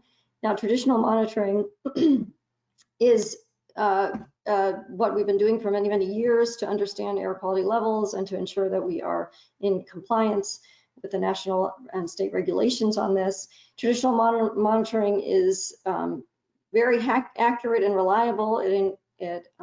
There are high standards of quality, and there's consistent quality. The equipment has a long lifetime, but on the other hand, some of the limitations of traditional monitoring is that it is expensive. It's sparse in space. Even though Hillsborough County has one of the densest networks in the state, it's still relatively sparse. There's only, for any particular pollutant, there's only a few monitors in the county, so it's quite sparse as far as its representation of space and its representation of pollutants. And there's generally a time lag in when data are available to a decision maker or a citizen to make a decision about what to do. It's not real-time data. And overall, it's even though it's become easier, it's still quite difficult for a non-expert to access and understand the data. While people want to know what the air quality is, where they live, work, and play, they don't necessarily trust government data, particularly in disadvantaged communities. So this type of data can be limiting particularly for community-based knowledge and information. And so therefore there have been, in more recent years, some emerging monitoring methods that we're starting to see used more, and which includes things like systematic mobile monitoring on government and industry vehicles, some smart city sensor systems that are basically built into government infrastructure. And the advantages of doing this is the potential of increasing the spatial granularity or resolution at which there's data. So having data nearer to where people are and people can believe that it's more representative of their exposures. However, systems that are available are and will be very expensive. And there are still a lot of technological and other issues that remain in making these systems really work. And overall, they don't address aspects of community needs for information for individual use for behavior change or behavioral decisions. So with increases in technology, there's also been a lot of development of basically low-cost sensors and a grassroots push for more low-cost and community data. And as we've had more miniaturized sensors becoming available, that's led to a lot of apps and monitors. And there are different types of low-cost monitors and sensors, and their implementations, including local community monitoring stations, personal stationary monitors or personal mobile monitors that you might wear on your person or take around with you to understand your exposures as you go about your daily activities. And these sensors are often have been integrated into systems where the data are shared on the internet. So basically creating crowdsourced data on air pollution levels and requiring artificial intelligence to estimate levels from the shared data. So not just using the data that you get from your own monitor, but using data that other people near you get to help you understand your air pollution exposures. And there's a lot of push in this area, and EPA has an air sensor guidebook that helps people who want to buy a monitor or want to become involved with this. And I've given some of those websites for those tools on the slide. Some examples of community monitoring of this type are shown here. They've become more common over the last several years, and several federal science funders like the National Institutes of Health and National Science Foundation have funded several projects, such as the Village Green stations, which are basically 8 stations across the country that include the original station in Durham, North Carolina. They are located in parks, near libraries, science centers, schools. They measure a set of the important pollutants. And they're really used for people to be able to kind of go by and understand, well, what's the air quality here, and is an educational tool for people to understand air pollution and understand what their exposures may be. There's the Ivan Air Monitoring Network in Imperial County, California, which is a community, a predominantly Hispanic community with high environmental risk, meaning where they're exposed to multiple hazards. And that they implemented 40 monitors in the county in several different places to look at pollutant levels of interest. The Global Ozone Project and Air Quality Treks, which was an educational project that involved students and teachers at 100 schools throughout the world with stationary monitors and mobile monitors and a smartphone app to measure several of the pollutants of interest. And the Clear Air Monitoring Network is an example in California. California has had a lot of these demonstration projects due to its relatively new Assembly Bill 617 that has required the California Air Resources Board to have a clean air action plan with community involvement and community monitoring in high priority locations. So there's a lot of promise in these sensors. These small sensors and crowdsourced data integration is a way that there's a lot of research going in this direction. They're in part because the sensors themselves are relatively low cost and can be affordable for individuals or for local communities.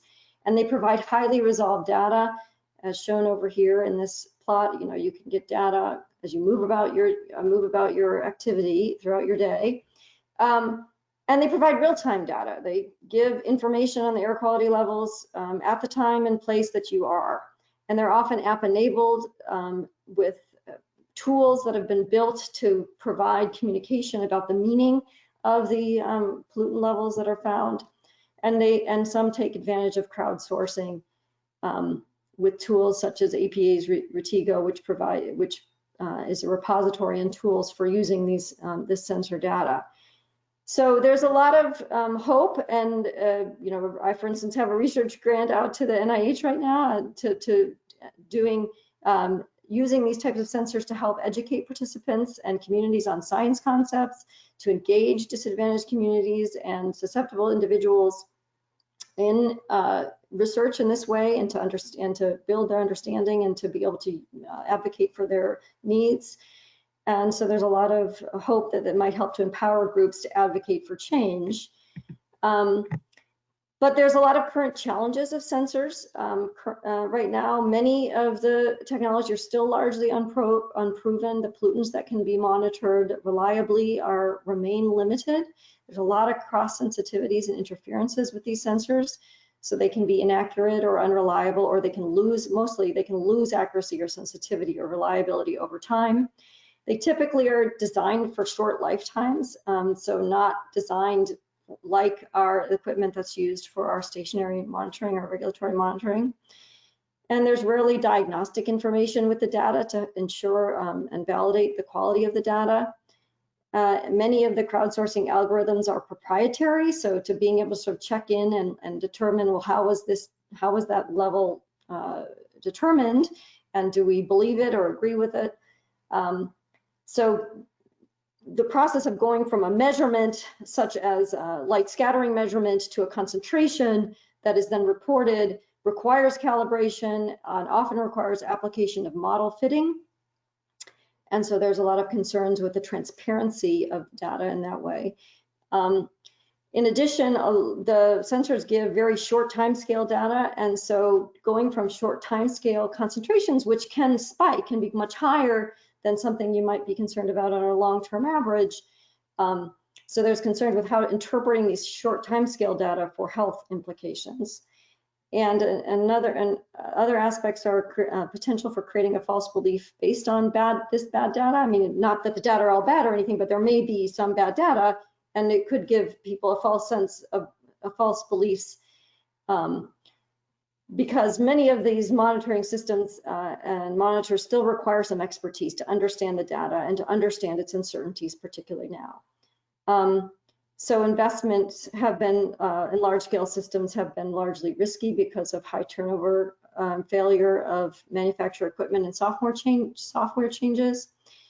And one of the big things is a lot of the funding for these systems have come from federal funders or for short-term funding. And the idea is, you know, how do we get to the place where we have sustainably these community-based monitoring? So overall, I want to bring to you this idea that traffic-related air pollution is an important public health problem, and low-income and Black people are disproportionately impacted throughout the country, but in Tampa specifically as well. There are many system-scale policy options for mitigation, but there's also a role for enabling personal choices with accessible data. Low-cost monitoring is here. It's here to stay. It's happening whether or not the government gets involved. And so that monitoring by neighborhoods and by individuals is only likely to expand. And this is an opportunity for the EPC and potentially for the MPO to engage with communities to meet their needs by providing the necessary expertise and advising and working with people to understand the concentrations near where they are, and particularly related to traffic-related air pollution. It's likely that in the long term, the regulatory data reporting systems will absorb some of this data, but we're still far from doing that on a large scale due to some of the issues that I discussed a minute ago. All right, and that's all I have to say. So you can stop sharing this. Okay, Dr. Stewart and Jason, thank you very much. You're very detailed. As I mentioned, that there was a lot of data backing up this presentation. So hopefully the committee members found it interesting and useful. I'm going to open it up for questions or comments, but reminding everyone the meeting's running a bit long, so if you could just keep any comments succinct, and we'll be happy to address them. Just we're trying to kind of keep things going forward.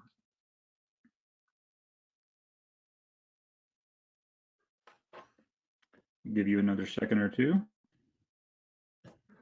I see Christine popped up. Okay, Christine. Can you hear me? Yes. Okay, good. Dr. Stewart, thank you very much. And Mr. Waters,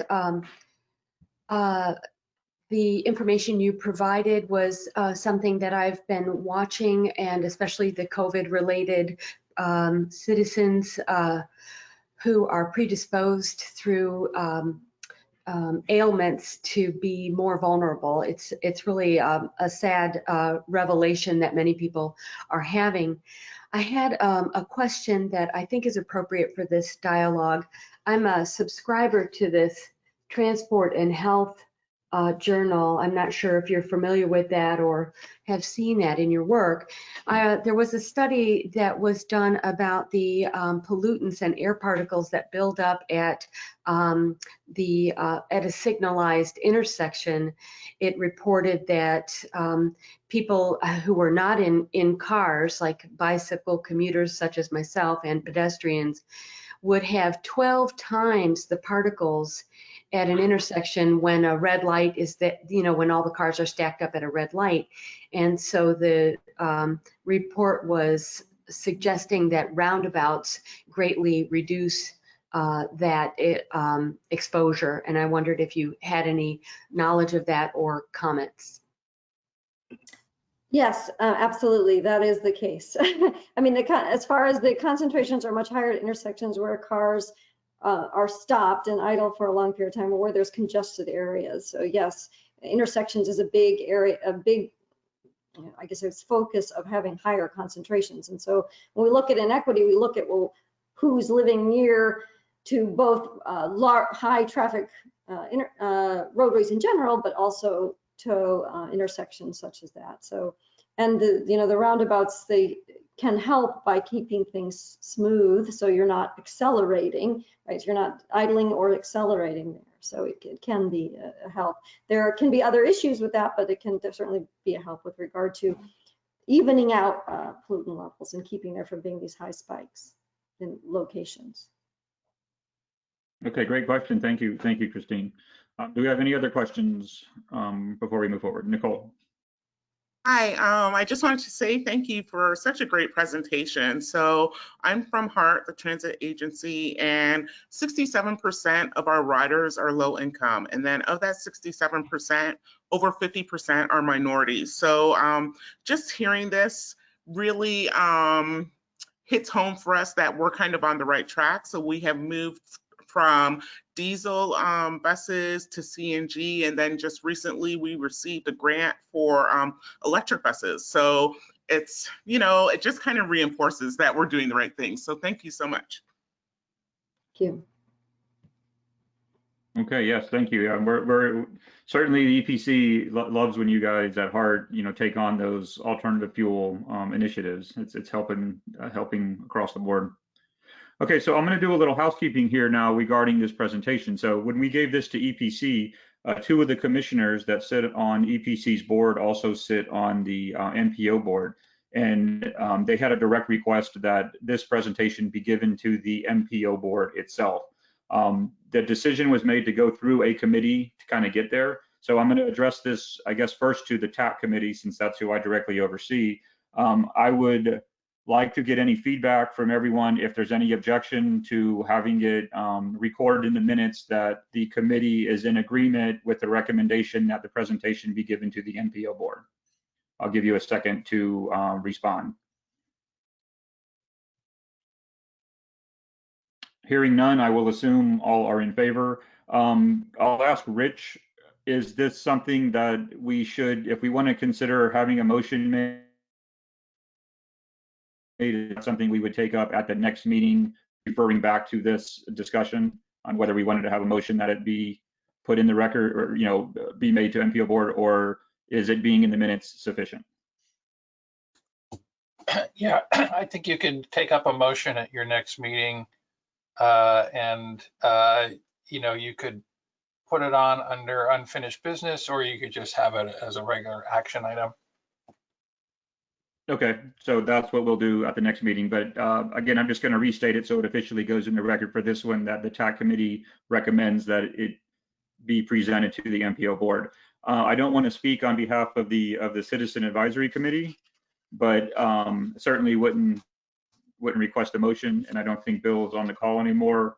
But I can ask the same question. Is there anyone from the Citizen Advisory Committee that would object to the presentation being made to the MPO board? Hi, this is Nicole. Okay, so hearing none. No, can you Yes. hear me? Okay, I've had my hand Yes. raised for a while. Oh, I'm sorry. It's okay. I mean, the format's not pulling up on an iPhone very well today. They're both really interesting presentations. In regards to the first one, and I can't see your last name for either Amy or Jason, so no disrespect when I refer to your first name. With Jason's presentation, that I want 1 credit for science towards a college class for that. I think what might give it better context is when I'm looking at that data that you put on the screen, there's no comprehension of when the standards were set or what the standards are, let's say in other countries who have greater initiatives in regards to environmental action. Is it possible to frame that, Jason, in a way where we have a comprehension of what those numbers really mean in relation to where we should be with set goals?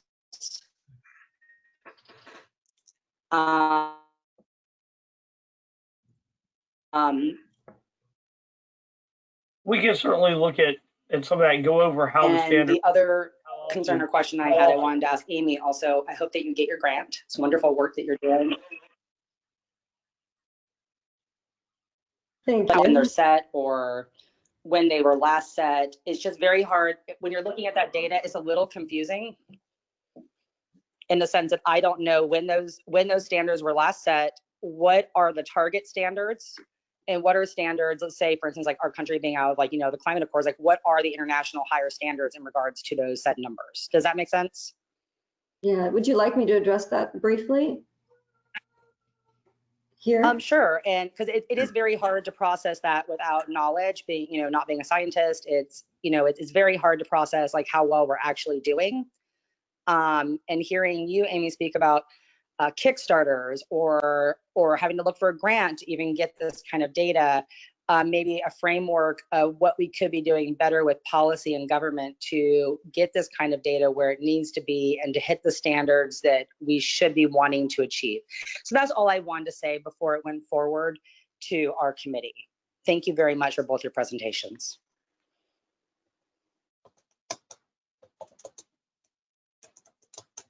This is Nicole Sutton. I just wanted to kind of second that comment that just came. I thought both presentations were excellent and really in line with part of the reason that Department of Health is also on this committee, right? Is kind of looking at the health implications and those in health equity when we look at development and all of these things we talked about. But I wanted to say that actually hearing Dr. Stewart's presentation first might give a little bit more context to then what Mr. Waters shared. Because I kind of found that same thing, just trying to find the context to the information that he was giving, and that Dr. Stewart kind of gave a little bit more of a background that then helped understand some of that data a bit more. So that would just be my suggestion going on that earlier comment that we just heard.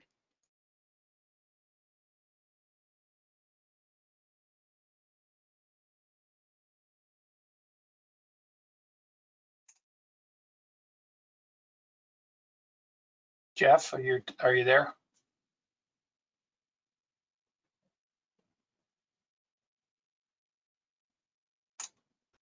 I think he might have got dropped again.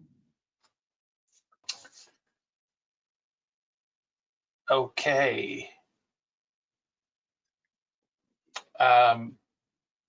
This is Rich Clarendon. Is there a vice chair for the TAC? Mike Williams. Mike, are you still on the line? Yes, I'm here. Yes, I'm here, Rich. Actually, I need to drop off in just a minute, though. Okay. Well, until Jeff gets back, or if he gets back, would you mind just Here finishing he up is. the agenda? Oh, there he is. Okay, good. Yeah, I have the agenda up. The last Okay, can you presentation. hear me? I'm sorry. Oh, there you are. Yeah, my internet connection is very spotty, so I'm sorry I dropped right when Nicole was finishing her question. So, and you have to get me up to speed on where we ended. Yeah, this is Rich. I don't want to speak for Nicole Rice, but there are a couple suggestions about framing the data that Jason presented. Right. And also, I think Nicole Sutton suggested that if this goes forward to the MPO, perhaps Dr. Stewart's presentation should go first to sort of set a context. So that may be where you cut out. I don't know. Yes, I was, probably that's about where it ended. So her recommendation would be that they kind of flip-flop the presentation if it goes to the board. That was my understanding, yes. And Okay, I then think that's something. this is Nicole Rice. Yes. My suggestion was in regards to the more data-driven presentation. It would be second for what we're putting on the table. Framing that with when were these standards set? How often are these standards set? And what are the real goals that we need to be at to be in line with different international set standards? Because otherwise that data doesn't really have any impact if we've had lowered standards and we're not, what is the ultimate goal for where that should be? Not based on, I have no idea after hearing that presentation, when the standard was set, what the standard should be. And then I also referred to just international standards of where we need to go to really be in the pocket that we need to be in regarding climate impact. Thank you. Okay, so we'll, I guess we'll just record that in the minutes for the CAC meeting and, take that recommendation going forward. I think that's about all, because I don't want to speak for their committee, but I think, it's certainly been heard, if that's good with everybody. Okay, with that, I think we'll go forward with the next item, which according to the schedule should be the update on the Tampa International Airport Master Plan. Hello, everybody. This is Danny Valentine with Tampa International. Can you all hear me? Yes. Yes. Perfect. All right. Can you see my PowerPoint? Yes. Does it look normal? All right. So I'm just in, do I need to go to presentation mode for this, or can it just be like this? I think you can try. Yeah, that we looks see better. the full screen. Okay, that looks good. Okay, Yep. so well, thank you all for taking some time to go over this meeting a little bit and listen to this update on Tampa International Airport and some of our construction. So we're going to give you an update on phase 1, 2, and 3 of our master plan. Just for some background, it's a $2.6 billion master plan expansion broken up over 3 phases. And again, I'm Danny Valentine. I'm a senior communications manager here at the airport, and I'm filling in for Gina Evans, who's typically attends this meeting on our behalf. Just for a little bit of context, hold on, let me hide this control panel here. Just for a little bit of context, obviously COVID-19 has had a tremendous impact on Tampa International Airport and our passenger numbers. So when COVID came in March and April, we saw a very precipitous decrease in our passenger numbers. It bottomed out in April, and we actually saw a low of 2,000 enplanements per day, which is substantially lower than we would normally see. And ever since then, we've been slowly ticking back up. And we do expect to see a considerable increase during the holiday periods, both Thanksgiving and then, of course, the Christmas period. We lost a lot of, or temporarily lost, or had a lot of air service out of our airport suspended when COVID hit. Since then, we've seen a lot of this service return. So we saw more than 40 different newer resuming routes in November. As you can see in this map here, we saw a number of additions in December, or we're seeing a number of additions that will come soon. And then in white, you can see we still have a few suspended markets, and those are primarily international markets where we're not allowed to fly yet, and air service has not fully resumed. There is definitely some hope for those flights to resume, including Frankfurt and London. Panama City is coming back in January, and we recently just resumed flights to Havana aboard Southwest. So that was very exciting. That was earlier this month as well. So our capital improvement program, again, like I mentioned, it's a 3-phase expansion. We finished phase 1, which was our new rental car center, people mover, and main terminal expansion, which included 70 new shops and restaurants.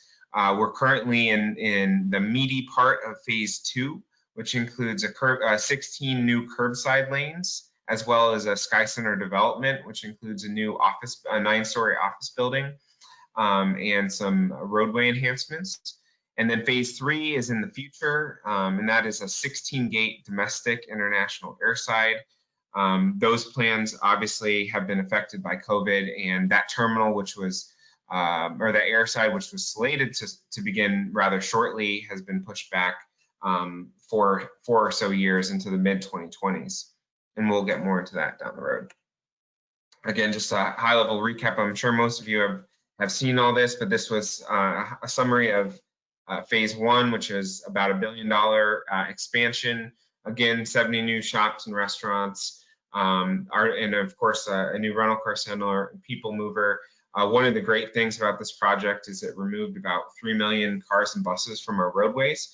So instead of having shuttle trips back and forth to get to the economy garage, we replaced that with the train. We replaced a lot of idling vehicles on our parkways as well. So very exciting, and reduce our passenger traffic. All right. And phase 2, which we're in the midst of right now, so it included demolishing our former Red Side rental car garage. And if you're ever a little bored, you can YouTube Tampa International Parking Garage Implosion, and you can watch us blow that up with dynamite. It's pretty exciting. I was there, and I was in the Marriott, and it sort of shook the windows, and that was done at like 2 or 3 in the morning. It was pretty cool. We're now in the midst, so that project is complete, and we're approaching the end or in the midst of the remaining 5 projects on here, including our new curbside expansion, our central utility plant, roadway expansion, Sky Center, and our taxiway bridge enhancement. So this is a look at our curbside expansion. So we're adding 16 new lanes, 8 on the red side, 8 on the blue side. These are known as express curbsides. So these will take passengers directly to and from the transfer level, completely bypassing ticketing, as well as bypassing the arrivals level, where the baggage level. So this will make it easier and more convenient. It will limit congestion, limit idling in these locations, and allow us to continue to, expand the useful lifespan of this facility for several years. I certainly don't feel in a vacation mode right now, period. Alrighty, and so here's the proposed curbside expansion, just a schematic view of what it looks like. The blue curbside expansion is currently underway right now, and we'll show some pictures of that. It's roughly a $325 million project, includes 8 new lanes rather, or I'm sorry, 16 new lanes, as well as new transfer buildings connecting to the main terminal. And it's currently scheduled for completion in October 2021, just for the blue side. Lots of steel going in. all over. So right now, this is looking at the vertical circulation building, which connects the main terminal to these new curbside lanes. Important to note that, so this is all passenger facing. There actually will be some cool new public art in there. That was part of a worldwide call for public art affiliated with phase 2 of this expansion. On another view of our blue curbside progress, it just, especially that photo to the left, really shows the complexity of this project. So you're working in a really tight confines, surrounded on every side by passengers, whether you look up, whether you look to the left or right. It's sort of, as our former head of planning and development used to say, it's like threading the needle here. And it's also, not only is it in close confines, but you have lots of passengers transiting this area at all hours of the day. So it's been a challenging project, but certainly one of the many projects that we have ongoing right now that has benefited from a reduction in passenger numbers and has allowed us to really speed up some of these elements of construction. So that's actually been a big win for us in terms of getting certain roadway projects completed faster and realizing some important budget savings. Here's a look at one of my favorite projects, which is the central utility plant. Again, very tight space, not a lot of room to work with. As you can see, there's a couple roads off to the left. Those are passenger curbside exit lanes, as well as the George Bean Parkway. So tons of traffic. You have the shuttle system right above it. You have the air traffic control tower off to the left, which is just outside the view. But this is a brand new, modern, state-of-the-art central utilities plant. It's going to make our utilities a lot more efficient. It's going to allow us to use less energy, meet our peak demands better. And importantly, our chiller system in here uses reclaimed water instead of fresh water. So we're going to save something like 8 million gallons per year of potable water just from switching to this new system. So this is a big win for us and upgrading some of the vintage technology that we had going on in this facility prior to this one. Here's another couple views of what this looks like, but just, you know, what I think is so important about this is, despite this pandemic, work continues, and work is continuing rapidly here at Tampa International. We're still an economic engine for the region, and putting a lot of local companies and local workers to work on these projects. Taxiway A, so this is another exciting one. So this is just north of our main terminal and north of the Marriott. And if you can see my cursor here, we're building a brand new Taxiway A bridge, which is to the north of the Taxiway B bridge. We're very creative in our naming, of course. And what this allows is easier transit from our east and west runways. And that's really important because we need to minimize potential incursions. So we don't want to have vehicles, you know, maybe support vehicles that are on the airfield. We don't like them getting near planes, and this will reduce the likelihood of that kind of thing happening. So it allows us to handle greater passenger loads, greater number of planes. And it's also built with the future in mind. So down the road, not this master plan, but perhaps the next one, once our main terminal reaches its capacity, the thinking is we will add a new north terminal, and that would be to the north of this taxiway. So you can see that they're already planning with that in mind. So the vision is to take our existing SkyConnect train system and continue it north underneath this new Taxiway A and Taxiway B bridge, and connect it into a future north terminal, which would be more or less a mirror image of the current main terminal with satellite airsides connected to it. So that's way far in the future, and will be as is dictated by passenger demand.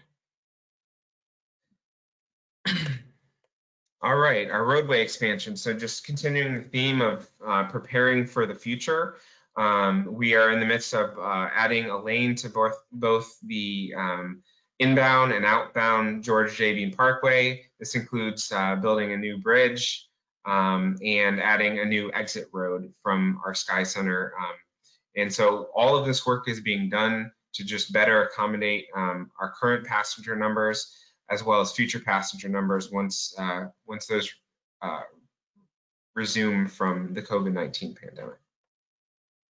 A couple of views of this. This is our new West Bridge construction. Again, really difficult project since there's so many passengers and guests around, and had to be done in a very tightly phased manner. Another cool aerial shot of that. So you have the passenger traffic in this photo to the right, and then active construction to the left. In Sky Center, this is one of the most exciting elements of Master Plan Phase 2.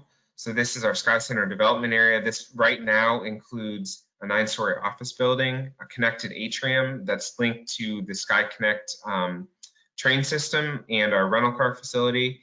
In the future, this will have potentially 1 or 2 hotels, possibly another office building, possibly a gas station / convenience station. And a really neat element of this is all around this development area, and this is already complete, is a 1-mile pedestrian trail, complete with benches and lights, and I believe there's some areas to exercise and stretch off to the side. This trail system will eventually be connected into the regional trail network.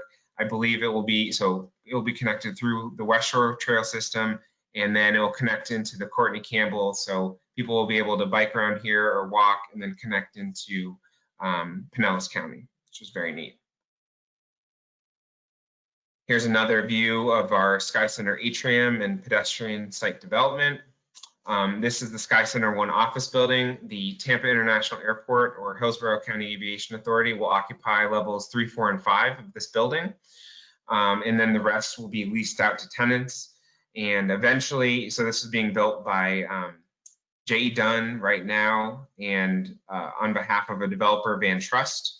And eventually, once it hits a certain occupancy level, Tampa International Airport will purchase this building back, and we will become the landlords for this. So substantial completion of this building is going to be in February of next year. Tenant build out happens right after that. The airport will then move in early 2022 is our estimate right now. A couple different views of this. So this left view is the drop-off circle, and it will have a fountain that has been repurposed from the main terminal. That's vintage 1971, which is pretty cool. The authority office spaces are being built out in the middle. And then off to the right is level 1 of the Sky Center atrium, and that will have a beautiful new public art hanging from the center there, as well as some really spacious, cool-looking open spaces. Here's the connection, an overhead pedestrian walkway connecting the Sky Center atrium to the Sky Connect station. This also has an expanded commercial curb where we will be able to accommodate more regional transit, regional buses, as well as I believe we're going to have our TNCs, Uber and Lyft, come to this location as well. One cool fun fact that's on pace right now, this office building will actually be, it's on pace right now to be certified LEED Platinum, which I believe is the highest standard for a core and shell building. In addition to that, each of the tenants have the ability to pursue a LEED certification for their individual spaces. But again, substantial completion of this facility is early this year, and then move-in will start, at least for the airport, in early 2022. And Airside D. So as many of you are well aware, we've been pursuing Airside D for a long time, and we're getting ready to start putting the design out for contract and everything. And then the pandemic hit, and while it didn't cancel our dreams, it certainly delayed them for a few years. But we do have some really nice renderings of what the space will look like. We're currently in the reevaluation period. So we're going to send this back to our consultants and re-benchmark and figure out if and when we need to pursue this new facility. And sort of just for a little historical context, originally when we first did our master planning process back in 2011, 2012, we originally contemplated building these facilities in the mid 2020s. However, because we saw such rapid growth, especially on some of our low-cost carriers like Frontier and Spirit, we moved that time frame up. And then what's happened now with the pandemic is that time frame has been pushed back again. So we're actually on pace to hit our original time frame, beginning construction and design on this in the mid-2020s. And this facility, when it's all said and done, would help the airport accommodate approximately 34 to 35 million annual passengers per year. With that, I can take some questions if you guys have any. Okay, thank you, Danny. Very, very informative. All the presentations today have been. It's really almost mind-boggling to see how much change there's been out there over the last, I don't know, 10 years, I would say, and really throughout the whole history of the airport. And I certainly, from the environmental side, love hearing the LEED certification and then the chiller that you talked about and energy savings and so forth. That's a great part of your plan. So with that, let's open it up to questions from either committee.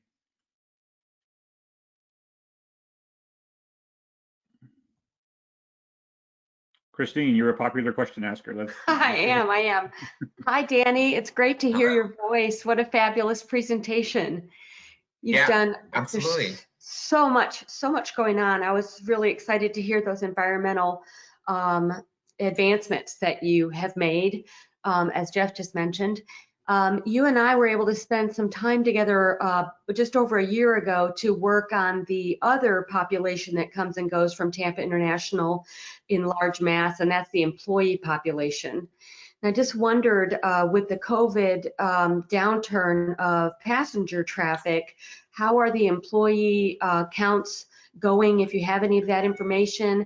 I also could not let this opportunity go without sharing with this crowd that Tampa International, thanks to your hard work and that of others, is the only designated bicycle-friendly airport for its employee population in the United States. That's a national certification similar to the LEED certification. So I just wondered if you could touch on the employee comings and goings from the airport. Yeah, great question. And I apologize for not mentioning the bicycle-friendly certification. We're obviously very proud of that. And I wanted to mention, I forgot to mention, in our new office building, we will actually have a bike storage room on the first floor. So we'll be able to store indoors and secure all of our bicycles. And the vision being that, once, obviously we have our pedestrian walkway finished now, that will be connected to our regional trail network. And then, one day in the not too distant future, employees and passengers would potentially be able to bike to the airport. Although it seems, to some kind of hard to imagine, but it's not out of the realm of possibilities. And we're certainly trying to do whatever we can on our property to make that happen. And then to get back to your question about employee populations, it's a very good question. Obviously, the COVID-19's had a significant impact. The Hillsborough County Aviation Authority, we have not lost any employees, but most non-essential employees are working at home.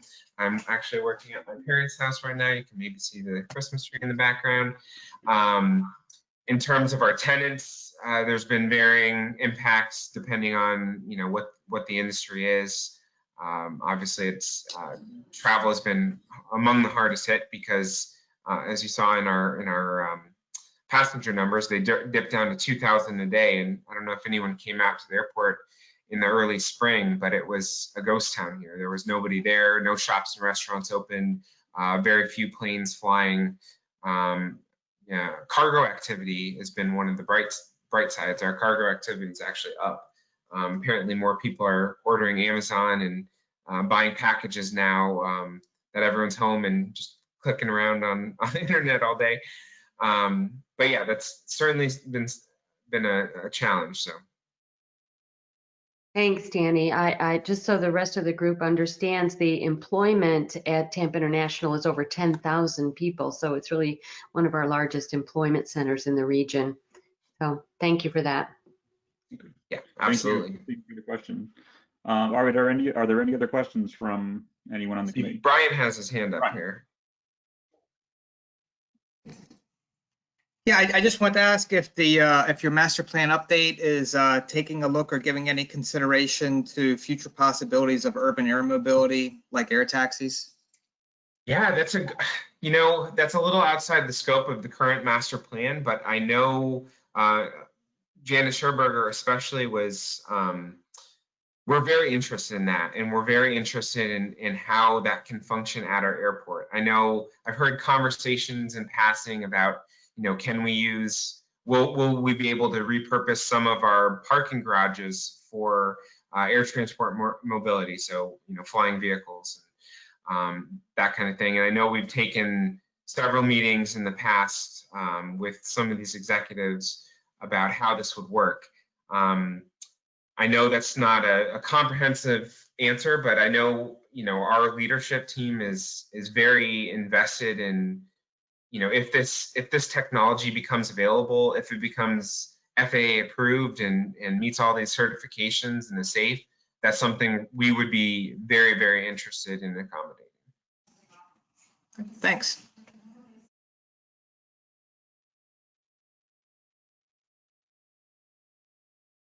I think you may be on mute. Okay, there we go. And I was just saying I was excited about that whole concept myself, so I was curious to hear the answer. Do we have any other questions from committee members? Okay, I think we'll move forward. Danny, thanks for that presentation. Thank you. Take care. All right, so the next items up are some unfinished business, and I think due to the length of the meeting that we're going to table the Plant City Transit Plan follow-up to the next CAC meeting, which I believe is on January 6th. And then I'll let Rich respond if there's any other issues that he feels like we need to address in that unfinished business right now. Yeah, thank you, Jeff. The only other item under unfinished business is a CAC item. We do have a vacancy for a representative who's under 30. I mentioned this at our last meeting. I sent out 5 or 6 applications from folks who met that requirement, and asked current members to take a look and send me back their 3 top choices ranked in order if possible. And I will be bringing forward the names of the 1 or 2 top choices at your next meeting for action. So just something coming up. And then last but not least, the next meetings for the TAC is scheduled for January 4th at 1:30, and for the CAC, it's January 6th at 9 a.m. Okay, thanks, Rich. All right, thanks. And for the TAC members, that's going to be new because we used to meet primarily in the middle of the month. So just be aware that we're shifting to the beginning of the month now. So if there's no other questions or comments, I'll give about 5 seconds to make sure there's no other persons wanting to say anything. And I don't. So with that, I guess we will end the meeting for today. And thanks for everybody's participation. Thank you. Thank you. Thanks, guys. Happy holidays. Thanks, guys.